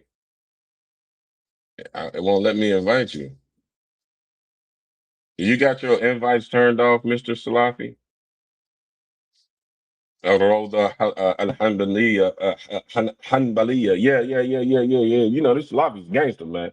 They give me death threats on the daily. Death threats. They gonna beat me up. They gonna come from. They gonna send somebody from Germantown to tap me out. I mean, they ain't gonna go like that. I ain't African. I'm from where the Philly brothers is from. It ain't gonna go nothing like that. I promise you. Y'all gonna be really, really, really mad at me then. You ain't one of the ones that won't beat me up, are you, Salafi?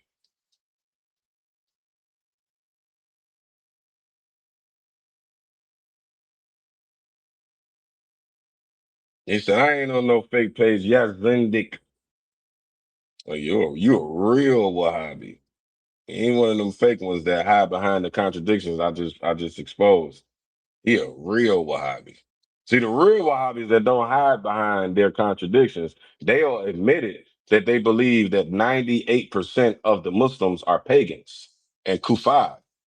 They'll believe it. They'll admit it. Like this one, I respect this guy. At least he ain't because I talked to I got a couple of them that I converse with, and we send proofs back and forth to each other, and it's very respectful. And we like sometimes it get a little heated, but it all be good. And but when I trap them up.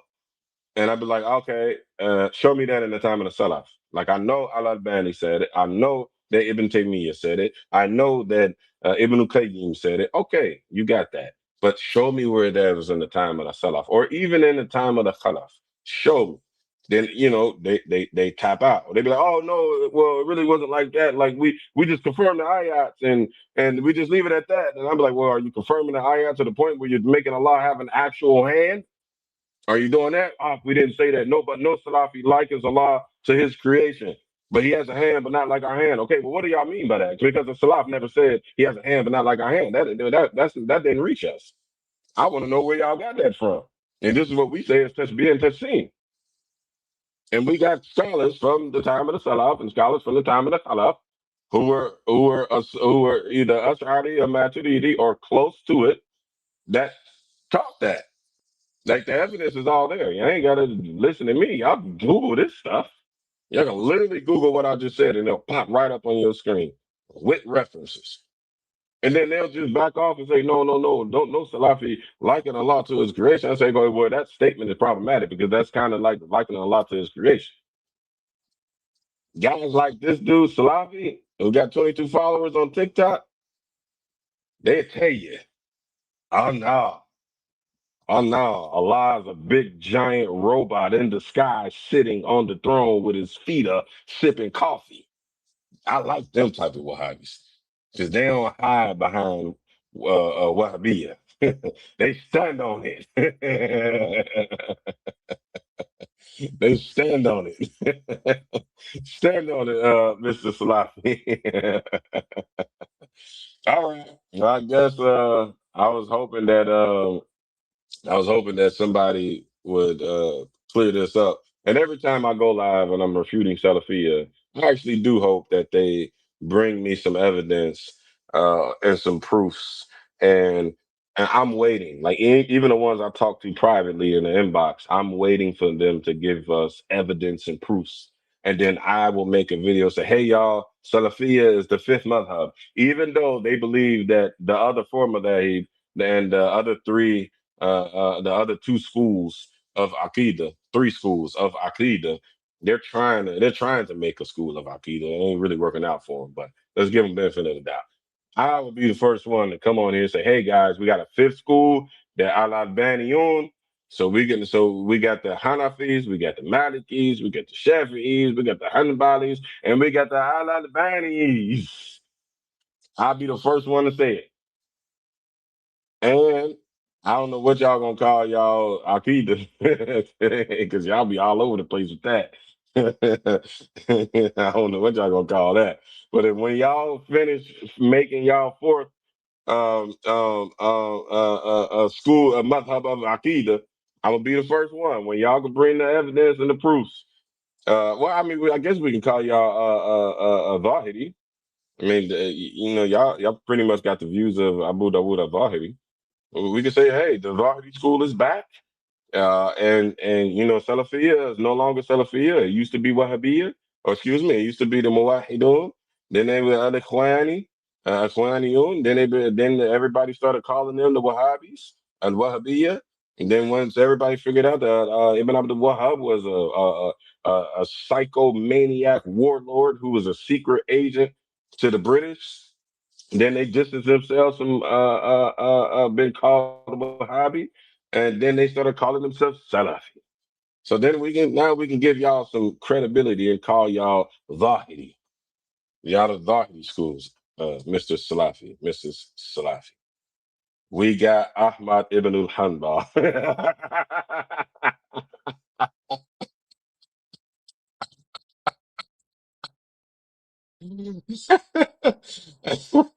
And watch this. Hey, watch how I destroy him. Watch how I destroy him. This easy.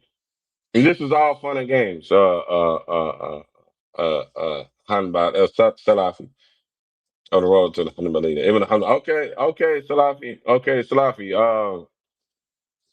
Um, what do you say about the ayat of istiwa?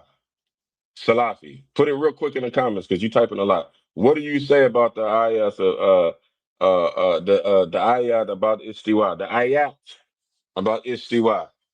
What do you say? How do y'all interpret that? Watch this, y'all.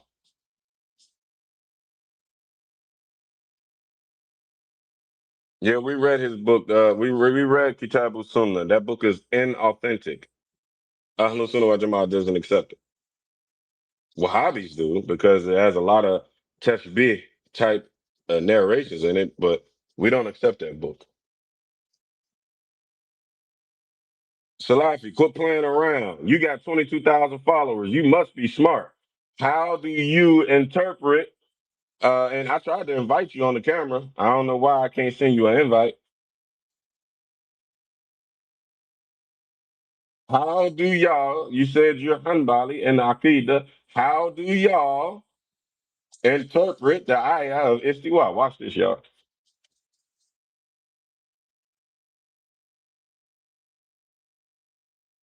Brian's Nightmare, inbox me.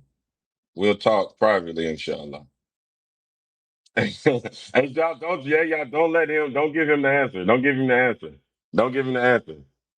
I'm trying to prove something. How do y'all interpret the ayah? They say, oh, he disappeared, y'all. He logged off.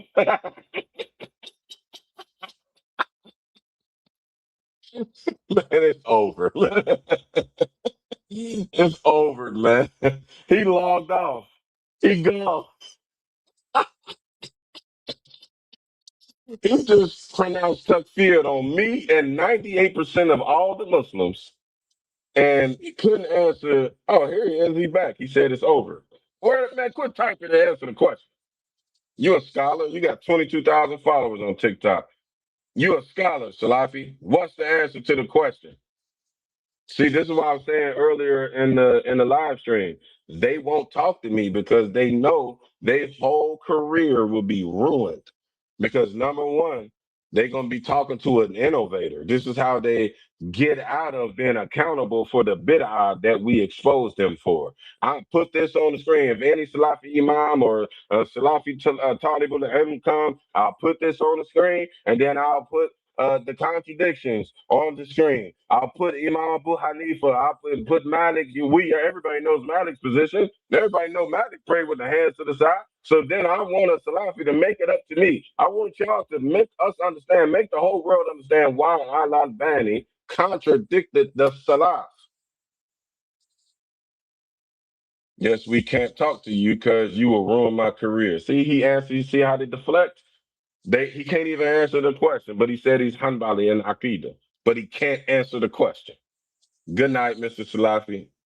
You cooked already. The debate never even started, and you cooked already, sir.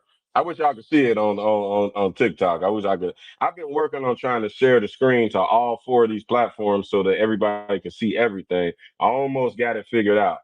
I almost got it figured out. But yeah, yeah. Uh, you kind of zoomed. You kind of came in late. Join them, Zainab. You came in late. Yeah, Al-Albani. I read Al-Albani's introduction to Asifatu Salatun Nabi and his excerpt on blind following madhabs, and proved how he contradicted himself. from the same book. He actually didn't contradict himself. He just tricked Salafis into believing that Ibn Abdul Bar had the same beliefs as he did. And if you go to the actual book, and this is what I tell all Salafi Wahhabis, go to these books y'all see them quoting. Stop blind following these guys. Learn the Arabic for yourself or take it. Y'all, the Salafis are the best at Arabic. They like y'all have Ahlul Sunnah beat with the Arabic. I'll give y'all that. Take it to one of those students of knowledge and say, hey, translate this. Don't ask them, just say, hey, translate this. What does this mean? And do it word for word. Break this down for me. Take these books and that they're quoting in here and find this quote, find these books, read these books, make y'all imams answer, make them earn their paycheck. Be like, man, I was watching this crazy Zendik dude, the Salafi Slayer, Abdul Kabir. Yeah, I see that dude on Facebook. He's a deviant. Yeah, yeah, man, that dude is a Sufi, man. Yeah, don't pay him no attention. Well, he did say that this book from Ibn Abdul Bar, Al-Intiqah, he did say that this book said this on page 143 and 144, and it contradicted Al-Albani on 145. Is that true, Imam? I want y'all to do that. Bring the Imam to me. Let the Imam teach me. Let the Imam teach my platform. Have the brother Imam come work this out for us. Because as far as my expertise of and 19 years of studying and 15 years of studying at a high level, not at the basic level, at a high level, this ain't looking right. This ain't looking right at all. Something ain't right, man. I need to make we need to put a straightener. We need to put a straightener on this. Man, you're not about to ask me no questions, Salafi, and you couldn't answer one of my questions. That's what Salafis love to do. They love to give you a trivia. All right, you want to answer the question? List the books of the Malikis for me. You list them. Let's go. You list them. No, I'm not Hanbali. Al-Roda to the Hanbali. I'm not raised baiting Al-Roda. Al-Roda, excuse me. I'm not raised baiting. Okay, join them, Zainab. You Hanafi. Okay, yeah, okay. Alhamdulillah. Alhamdulillah.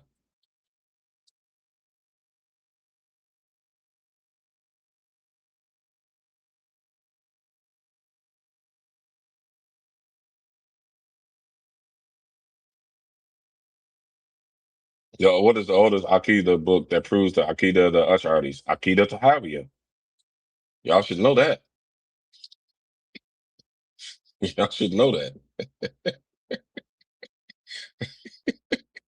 And I bet y'all don't know the American who has the highest isnad of Aqidah to Tahawi. Who is the American who has the highest isnad of Aqidah to Tahawi? All the way back to Imam Tahawi. Who was that? Quiz for the Salafis. Quiz for the Salafis. Anybody can answer that. Who has the highest isnad? Yeah. The Salami, he knew it. Hamza Yusuf. He knew. Okay, you do know something. Okay. All right. I'm starting to like Salafi. Okay, he did know that. Yeah. So the biggest Zindiq, the biggest Mushrik, the biggest bid, the Muqtadi has the highest soundest chain of Akida Tahawi. Go figure. All right, man. I gotta get off here. I gotta work in the morning. The chain of it is weak, and I don't think it contradicts much. The chain of what?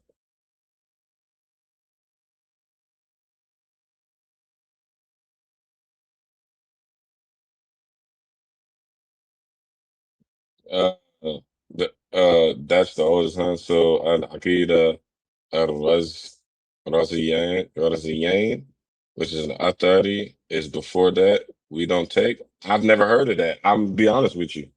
Abu Usama, I've never heard of that book. Enlighten me. I don't know about that book.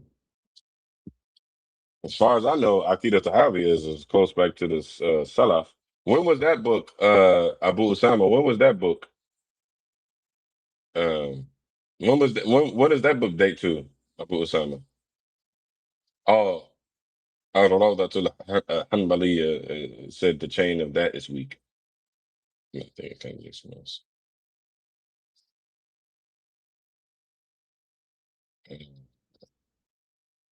Salafi said, "This nigga is my favorite Jahmi." You fried.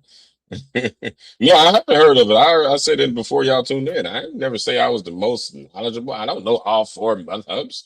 I mean, I can get around, but y'all enlighten me. When is that book? Where does that book date to? Because you know, Aqidah Tahawi dates to the third century. That book is before Tahawi. Okay, y'all taught me something. I'm definitely gonna look into that too. It's one of the earliest books of Aqidah. The two Razis from the Select, but the two Razis. Fakhruddin Razi? It's in the 200s. Oh. Oh, okay. So both of them are saying it's in the 200s. Okay, so y'all enlighten me. Y'all enlighten me. You still, hey, Slav, you still ain't answering my question. So you cooked, man. You cooked. Okay, I'm gonna look into that. I'm gonna look into that because I got some Hanbali friends who are Shiyuth and Celeb and Abu Hatim al Razi. You guys before Al Razi. Oh. Okay, so I have seen Abu Hatim al Razi's name thrown around, but I'm not Hanbali, so you know, y'all know how jumping, y'all know how certain madhahib have like their scholars.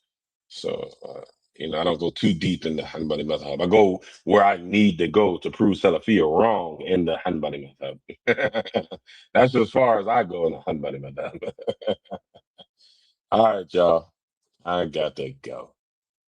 I love y'all for the sake of Allah. If I made a mistake, it belongs to me. It does not belong to Allah, Islam, or any of the seven illustrious madahib. Uh, I'll be back this weekend, inshallah ta'ala. We're supposed to have a special guest come on, a brother from Philly, Halal Chef. Very popular brother. Good brother, too. Good brother. We're supposed to have a good discussion about the whole Sunni, Salafi division in the community. We'll have a discussion, not a debate. I mean, it might get there, but I ain't, we ain't acting crazy or nothing like that. I appreciate y'all for tuning in. Like I said, uh, send this video to a Salafi Imam. Tell him I would like to know the answers. We don't know. Most of the Aima from our side, they don't even care. They don't pay Al Albani no attention, so they don't care to authenticate this or not.